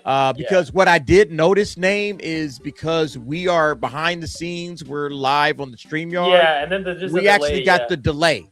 Yeah. Yeah. So that doesn't give some folks wasn't able to answer the last time. So wait, DA, did you can make you repeat this the link? yourself? You know what? Let me put this link up. Hold on. Did you make this quiz yourself, DA?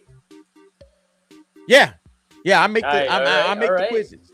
All right, yeah. You get it. Let's go. That's an Anime Heads original quiz, guys. Yeah. Yeah, I always make the quizzes. Because I want, I got to check the answers. That's the main thing. Yeah. All right, okay, there goes Buddha Cafe. Welcome, Buddha Cafe. So we need 4. We need at least 4 more, guys. That makes 7. We got 7. All right.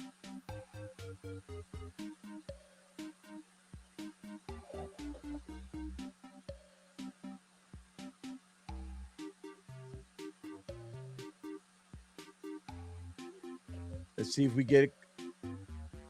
Trying to copy the link. Oh, you know what? Yeah, here it is. All right.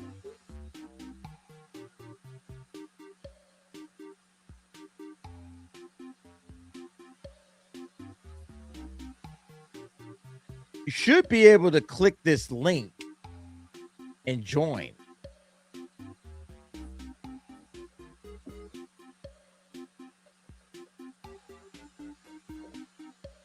So the link is in the chat. If you just want to click on the link, you say, hey, I think I'm going to play. Click the link, enter your nickname, and you're in. Ross, I think you can edit your avatar. I don't know what device you're using, but if you're on the phone, you just tap on the, what's it called? You just tap on the character, and they let you pick from the selection. We just need 2 more. And then somebody's going to win a Steam gift card. Can you imagine? Yeah, I think somebody's going to win. There we go. Rockefeller Plaza. We need 3 All more, right, DA. Rock. Remember, I don't count, DA. Look, Rock don't even know shit about anime, but he's joining in. He's just trying to get somebody a Steam gift Yeah, card. I think we need 2 more. I don't count, remember? Unless you want to count me, but I think we're going to have to count you at this point. Yeah, if you don't trust your chat, DA? Well, I think the chat is a little nervous. Okay. All right, that's Everett. That's 10. 9. All That's right. 9. Can we get one more? Can we get one more, guys? That's 9. Come on, guys. We gotta. All right, Name trying to pull for one more. Bro, I'm ready to start. Bro, believe in the chat that believes in you, DA. Turn the music up a little bit. Let's go. There we go. I told you, bro. See, you gotta believe in your chat. All right. Everybody lock in.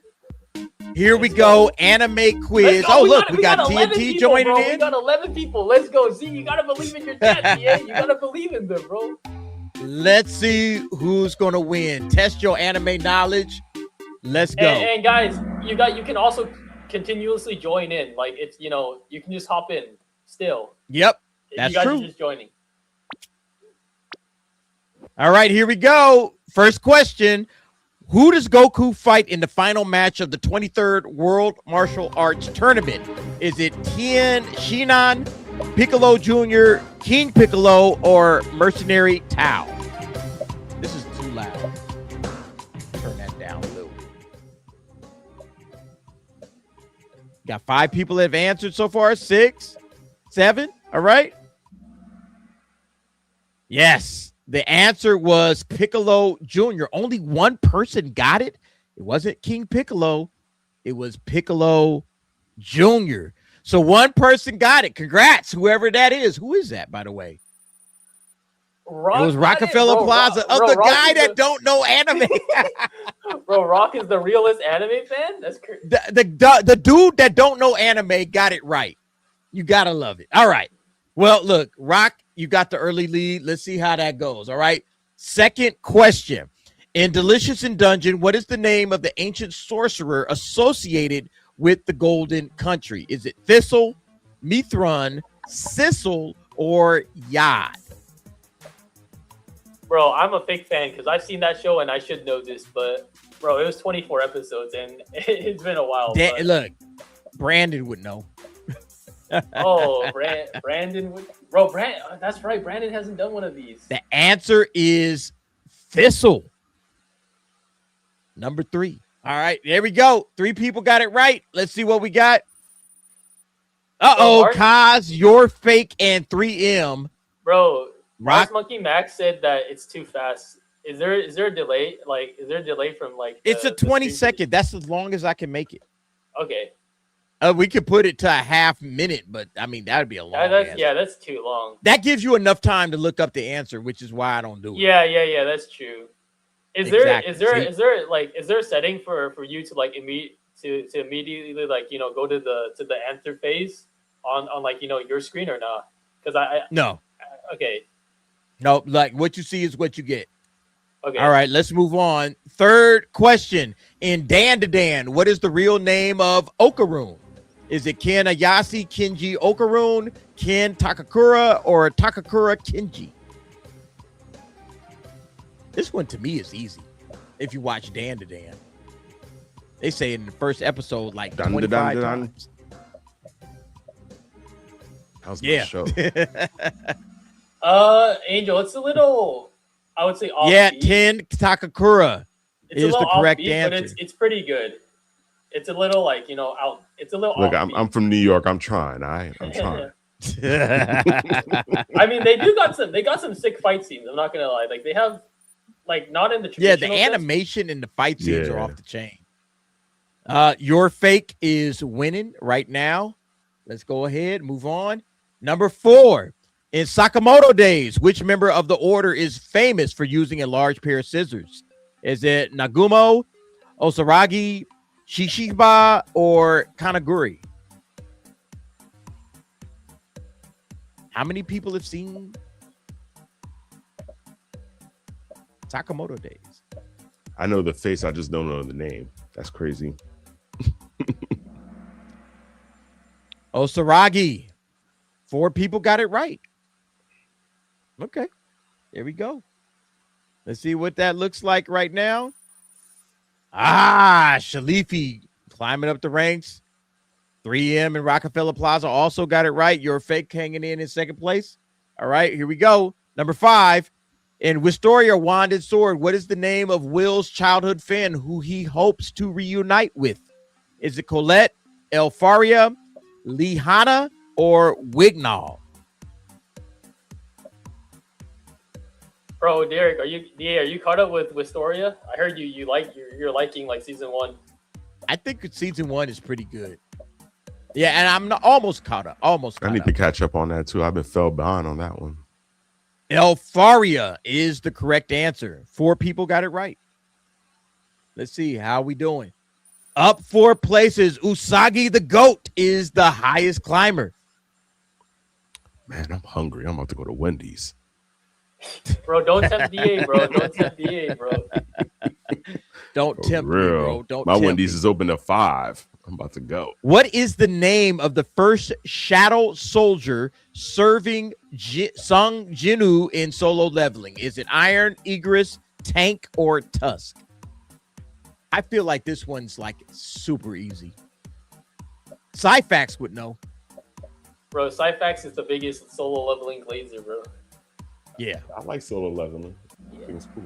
I wish most of y'all got that one right. Igris. Igris is the correct answer. Most of y'all got that right. Let's see how we doing. Your Fake still on top. Usagi the GOAT coming up, along with Fake Anime Fan.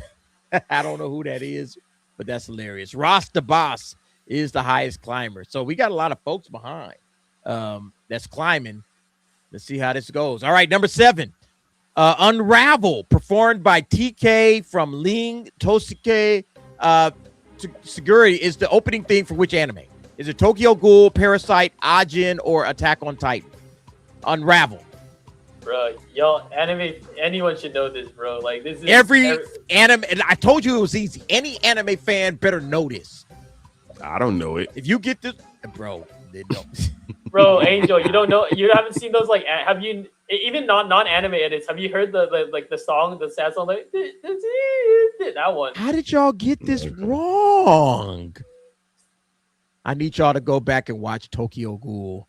I'm gonna need y'all guys. I'm gonna need you anime fans to watch some damn anime because Unravel is one of the best anime openings. You gotta preface it. They gotta stop at season 1. They gotta stop at season 1 and read the manga. Yeah. Season 1 and only season 1. Your fake is frauds everywhere. Oh, Usagi the Goat has a streak of 3 correct answers in a row, closing in on you. Your fake. And then Shalifi is right behind, coming up. 3M and Fake Anime Fan rounding out the top 5. All right, here we go. Who becomes Coco's mentor in Witch Hat Atelier? Is it Kifri, Belarut, Kustas, or Ol Rugio? Name, I told you I'm behind on this, man. I gotta catch up. So you should know the answer though. Bro, Angel, they gave you the answer in like the Crunchyroll anime nights that we watched, bro. Bro, MMA, Chris is back in the chat, bro. He said Tokyo Ghoul is ass. Yeah, no. The first season is great. The second season is dog shit. Yeah, guys, watch the first season, and if you want more, just read the manga. That's the meta. Keyfree is Coco's mentor in Witch Hat Atelier. All right, let's see where we at right now. We are at Your Fake, still on top. Usagi the Goat, Fake Anime Fan, Shalifi, and 3M. Oh, bro, Your Fake is pressing me, bro. All right, I gotta take one for Usagi, bro. All right, here we go. What nin category does Hisoka claim best describes his personality in Hunter x Hunter? Is it specialist, transmuter, conjurer, or manipulator? Uh-oh. Hisoka. What's his best personality? Or what best describes his personality? Transmuter. Only 2 people got it right. I made this very easy, and you guys are failing. Y'all are failing this thing, man. I said, everybody. Well, I mean, again, you got to watch Hunter x Hunter.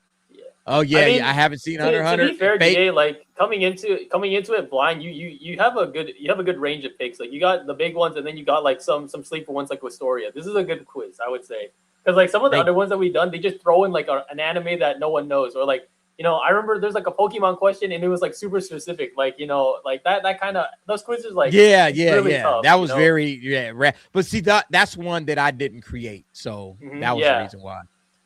All right, Your Fake is still in the lead, followed by all these other guys. All right, let's go. Question 10. What is your forger's secret profession in Spy Family? Is it a spy, assassin, police detective, or government agent? Her secret profession is my wife, actually.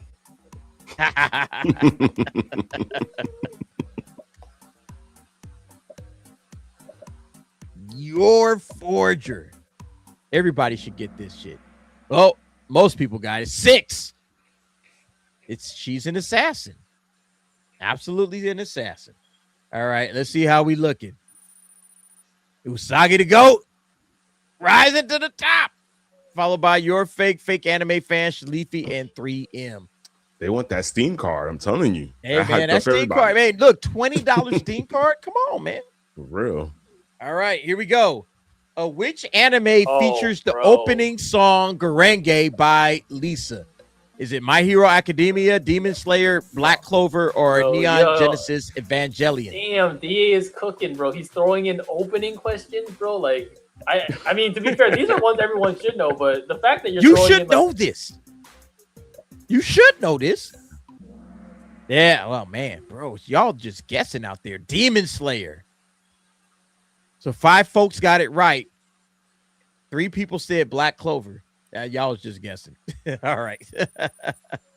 Usagi the Goat still number one. You're a fake anime fan, Shalifi and 3M. Shalifi has a streak with 3 correct answers in a row. I believe the more correct answers you get in a row, the more. Yeah, they give you more points. Yeah, you streak, you get more points for answers. So like, yeah, the better your streak and the quicker you answer, like you're gonna start racking up points. Like you can get upwards of like 1,000 if you have a good streak. So it Keep pays the off. streak to, going, Shalifi. You're not out of this. All right, 12. And Kaiju number 8, what's the name of Kafka Hibano's childhood friend and the captain of the 3rd Division? Is it Kikoru Shinomiya, Soshiro Hoshina, Reno Ichikawa, or Mina Ashiro? I'm bad at names. Bro, Ross is saying he's losing the Rock right now, bro. You ain't got no business losing the Rock, bro. Yes, it's Mina. All right, and most of you guys got it correct. Mina Ashiro. All right, and is Kafka's childhood friend. All right, who we got? Where we got? Shalifi heading on up. Bro, Alpha Proto, there's nothing wrong with not knowing information. It's the opposer is someone who doesn't know it and pretends that they do it. I think if you're willing to admit that you don't know it, it is already a bigger step into learning. Exactly. That Alpha Proto, that's the first step in the 12-step program, admitting that you're a poser. Nah, but be for real, bro. Just like admitting that you don't know is already a better, because that means you're willing to learn. And then you're willing to learn. And a lot of people don't know. All right, a lot of folks don't know. All right, here we go. Usagi the Ghost still number one. You're fake, Shalifi, fake anime fan, 3M. Seems like it's the same top 5.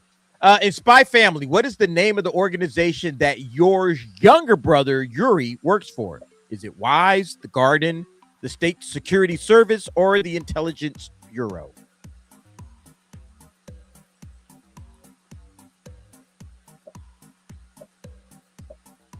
Ross says he's on the short bus tonight. Wow. Yeah, he's with the State Security Service. The State Security Service is old Yuri. All right. How does that shake up? Usagi, you failed on that one, man. We got your fake. Shalifi has a streak with 5 correct answers in a row. Moving on up. All right, here we go. Question 14 in Delicious in Dungeon. What does Laios' party discover about the dungeon monsters? They are actually transformed human. They are controlled by the Golden Country. They can be used as ingredients for food. They can all speak human languages. I'm not gonna lie to you. When I first saw that question, I thought it was gonna get into like spoiler territory, but thank God you didn't, because that reveal for Delicious in Dungeon, if you've seen it, is really cool. They can be used for ingredients for food. There it is. All right. How we looking? Usagi the Goat climbing. Shalifi closing the ranks. All right. Followed by your fake anime fan and 3M. All right. Still time. All right. Anybody that thinks they might got it, still time. Let's move on to the next question. Question 15 in Dandadan. What is the name of the alien group that old Karun encounters at the beginning of the series? Is it the Serpoians, the Kerr, the Globalists, or the Flatonians? There's a joke I can make, but it would get DA canceled, so I'm not going to do it. Yeah, let's not do that. Let's not get me canceled. I appreciate y'all. Thank you very much. Yes, the Serpoians. 5 of y'all got it right. 4 people said the Flatonians. I literally made that word up. I don't even know what a Flatonian is, but I guess it sounded good enough. It sounded believable. Y'all picked it. All right, Usagi is up there, followed by your fake Shalifi, fake anime fan, and the 3M. All right, here we go. Number 16. Which anime features the character Edward Elric? Is it Full Metal Alchemist Brotherhood, Black Clover, Blue Exorcist, or Fire Force? Yeah, I got a question. When you were making these questions, like you said, you just threw in like some fake answers right there. Was that hard? Because some of these, like you actually put, things that are related to the series. Like, I just threw in fake answers. How'd you? Was it hard coming up with them? No. I looked them up. I looked up other possible answers. Let's put it that way. So I looked up some names and looked up some other folks or whatever. It's it could be this person, that person, just to kind of make it a little bit more difficult. It's Full Metal Alchemist Brotherhood is the correct answer. 7 people got it right. Good job, everybody. Usagi the GOAT, you're fake. Shalifi, everybody says, look, the top 5 hasn't really budged. There's been some shift, but there's really been no new people coming in. All right. Here we go. Number 17. Which studio produced the new 2026 Ghost in the Shell anime? Is it Production IG, Science Saru, MAPPA, or Bones? Bro, DA, this is a really good quiz. You got different kinds of knowledge in it. You got anime knowledge, you got, music knowledge, you got studio knowledge. This is like the complete package, because we mixing it up, baby. We mixing it up. We everything that the ones that we've been doing, it's all like lore knowledge, and not everyone's gonna know the lore. All right, look, I don't know why this answer came out MAPPA, but it's not MAPPA. It's Science Saru. Yeah, it's Science Saru. I must have chose the wrong one, so damn it. That's me. I messed up on this. That's my bad, y'all. Points for a wrong answer. We need. So we gotta change it up. All right, who got points on this because you didn't actually get points? Bro, what? All right, actually 3M is the only one. You doing point reparations, DA? I got to, man. Damn, I don't know what happened. I guess I didn't change it on that. But yeah, it's Science Saru. It is, it's Science Saru because Science Saru is the best. So that's on me. That's on me. My bad, everybody. Sorry about that. All right, let's keep it going. Who is the main character for Sword Art Online? This should be everybody should know this. Kirito, Klein, Ujio, or Heathcliff. Everybody better get this right. Guys, this protagonist it's not MAPPA. Mars Monkey Match. It is not MAPPA. I'm sorry, it wasn't.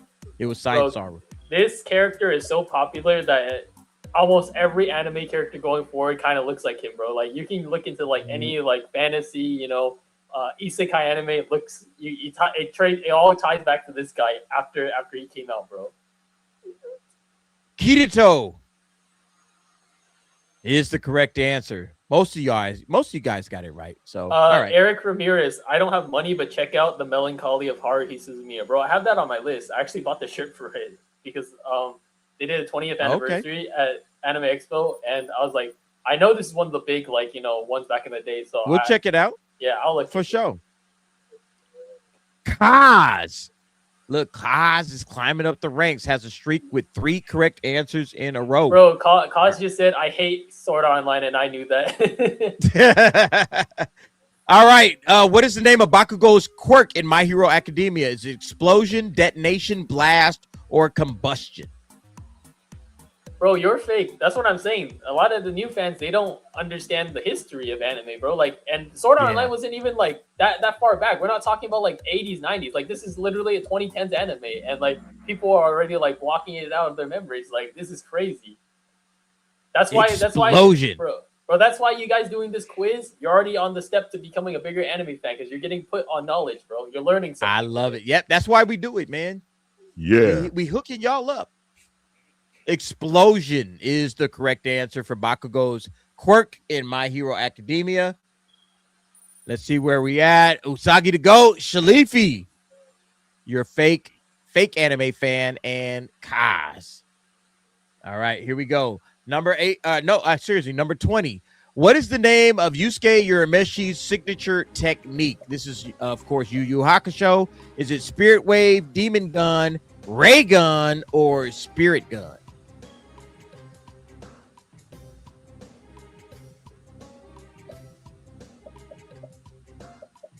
Everybody should be able to get this, right? Spirit Gun. Yeah. 4 people got it.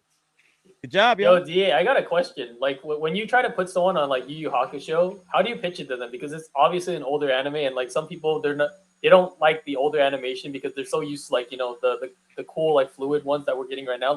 How do you pitch it to them? Because the story is obviously really strong, but again, it's an animation thing. So you're watching it for however many episodes, and it's with that older animation? Like, how do you like pitch that to them? Like, you know, it's like, bro, I know. I'll tell you right now. This is how I pitch it. I pitch it the same way every time. You like tournament anime? You like tournament moments? You like it? The best tournament anime ever is the Dark Tournament in Yu Yu Hakusho. It is literally the blueprint for any tournament anime that you want to talk about. And just those, I think it's like 40 episodes. It's like episode 26 to 66 or something like that. It is amazing. Great storytelling. The characters are up against it. They're basically everybody's against them. Everybody at the Dark Tournament is against them. It's only 5 of them, and they got to survive. They're going through it all over the place. It is an absolute epic storytelling. I love it. Dark Tournament. That's how you sell Yu Yu Hakusho. Your fake said fantastic. Your fake said, yeah, I really wanted to watch Serial Experiments Lane and older Gundam, but the animation is rough. And then Alpha Proto says, I'm the opposite. I don't like the newer anime. It's too post-process. Yeah, that's the thing about watching anime. For me, like, I did start dipping into, like, the older stuff. Well, mainly Gundam, but I'm more willing to watch older stuff. It's mainly, like, you just gotta think of it as a product of its time in like the best way possible. Like, it's a piece of history. You're watching a piece of history.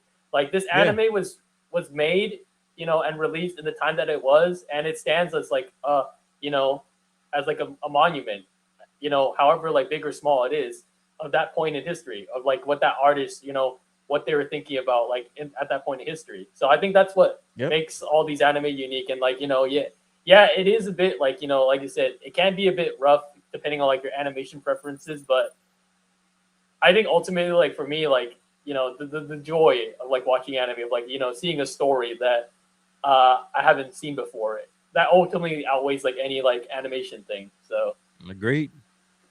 All right, we're moving on. Last 5 questions. In Delicious and Dungeon, what does Senshi's primarily use as his cooking equipment while traveling through the dungeon? Magic cauldron, a portable kitchen, a shield, or a frying pan? Bro, Alpha Proto, new anime is like looking at photos on Instagram with 50 filters on it. Yeah, I can see that, bro. Like it's really like, especially if you've seen like the edits, like, you know, it's really like high energy, you know, the way they cut it with the music, the effects and stuff. A portable kitchen is the correct answer. All right. Kind of wrong answers across the board. Oh, yeah. Bro, yeah.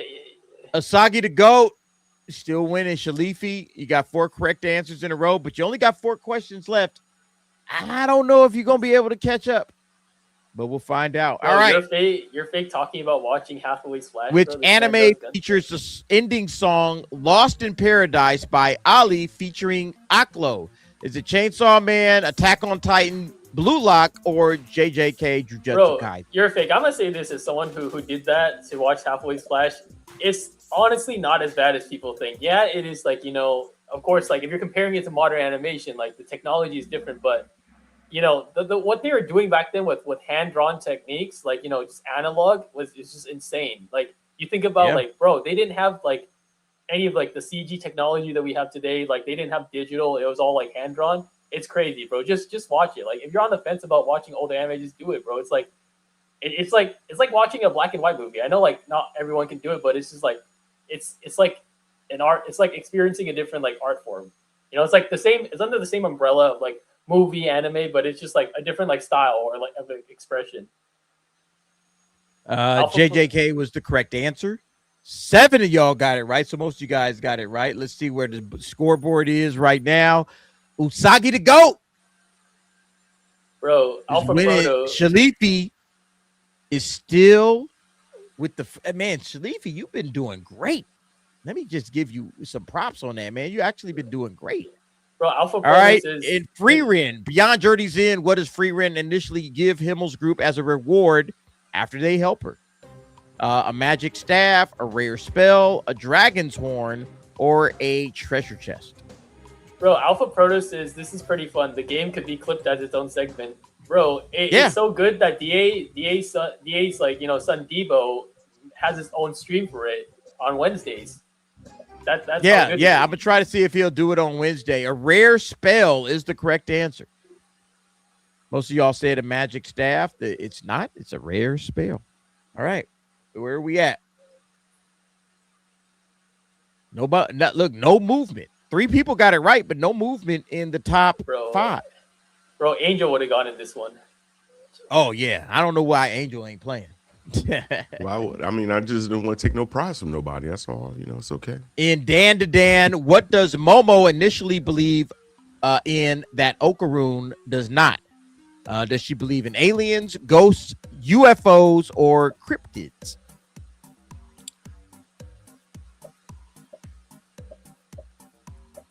This is hard. What does Momo believe in that Okaroon does not? She believes in ghosts. Damn. Yeah, because Okaroon was all about the aliens. Yeah. And she was all about ghosts. And then like the big like what's it called? Impetus is like why the show starts is because like they investigate the opposite, like, you know, each other's like what's it called, claims, and then like they find out that it's true. So that's how the series starts. But yeah, that one's a confusing one, like especially with the wording. So Usagi the GOAT. Still winning. Kaz is there. Shalifi, I think you're too far behind. We got like one question left. So Go has the highest answer streak. All right, and this is the last question in Spy Family. What school does Anya attend? Eden Academy, Berlin Academy, Astania High, or the Imperial Academy?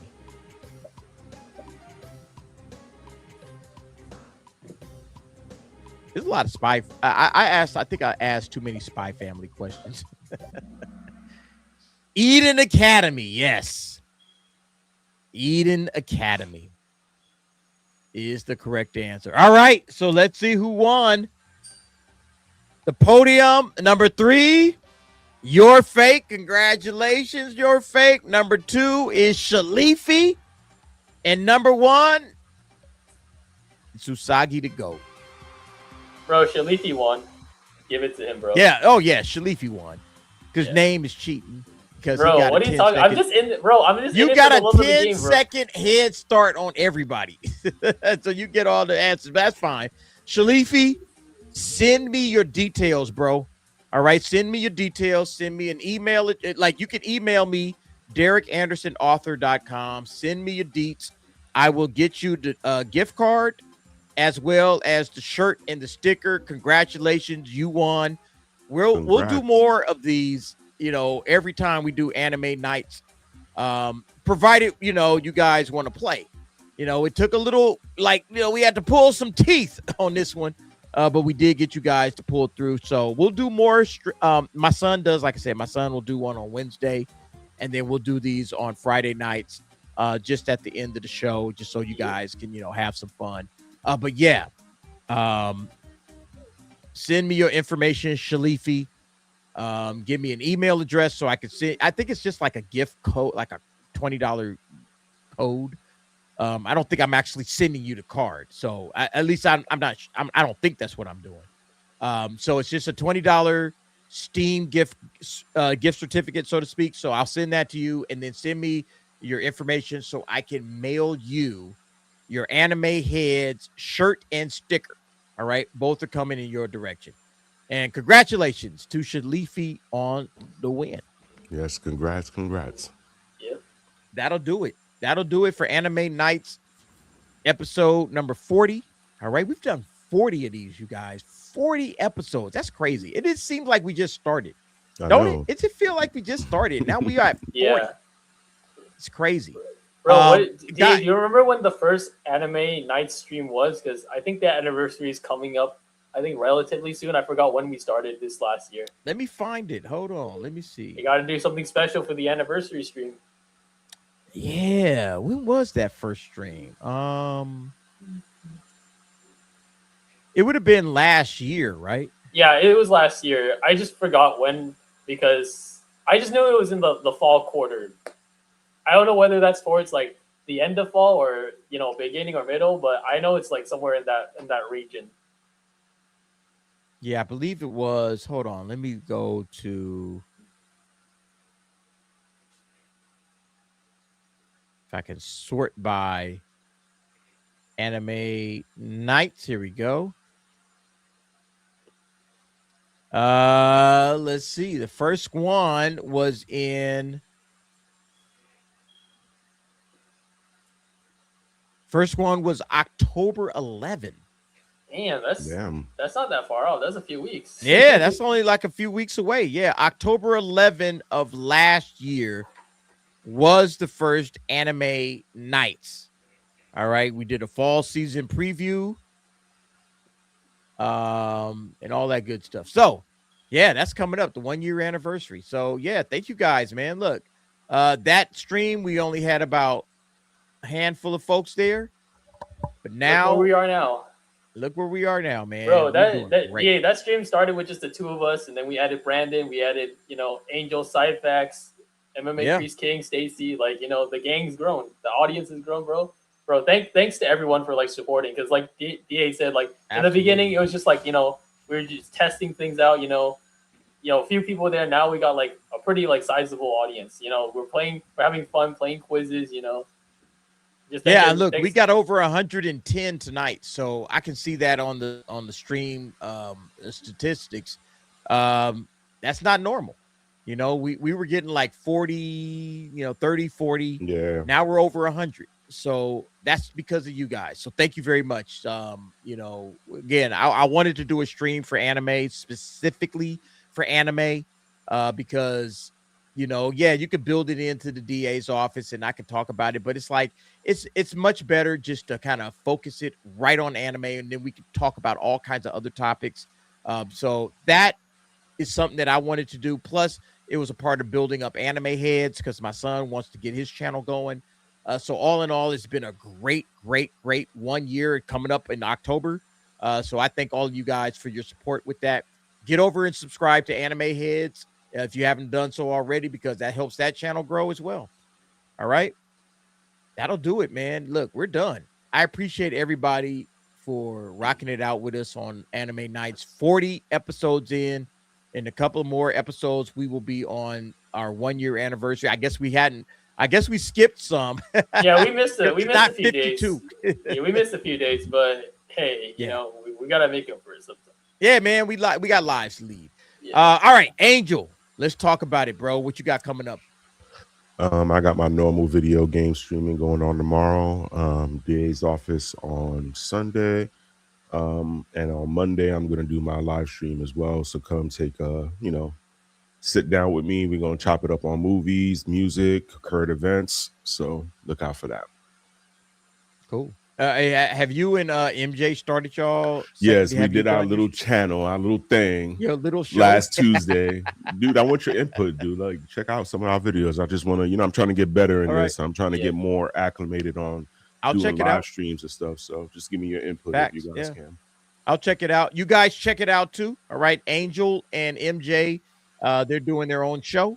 What day is that show on? Angel? Every other Tuesdays. So not this Tuesday coming up, but next Tuesday we'll have a show again. Okay. And I know MJ is going to start doing more on her channel. Oh yeah, she's doing her first live stream too this week. So go check that out. Nice. So get over and support MJ. Name doesn't have a channel. He's just like a beggar. Bro, I'm a bum, bro. Beggars out of here, man. Bro, I'm like Usagi, bro. I'm a bum that just goes to his friends for free shit, bro. Bruh, man, get these beggars out of here. All right, but yeah, hey, thank you everybody for hanging out with us tonight. It's an awesome show.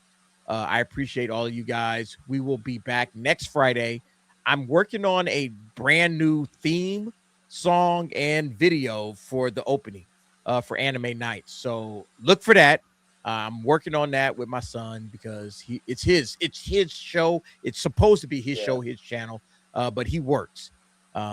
He's a working man just like the rest of us. So he got to work on Fridays. So I said, all right, I'll pick it up on Fridays, but then maybe, down the line, you could pick it up and you could start doing it. So we'll see how that goes. But everybody, thank you very much. Thanks to all the super chatters, by the way, Alpha Omega, Jenna Ortega, Marshall J, Nick Knack, of course, and Ruby Hoove. All right, all you guys hooked it up.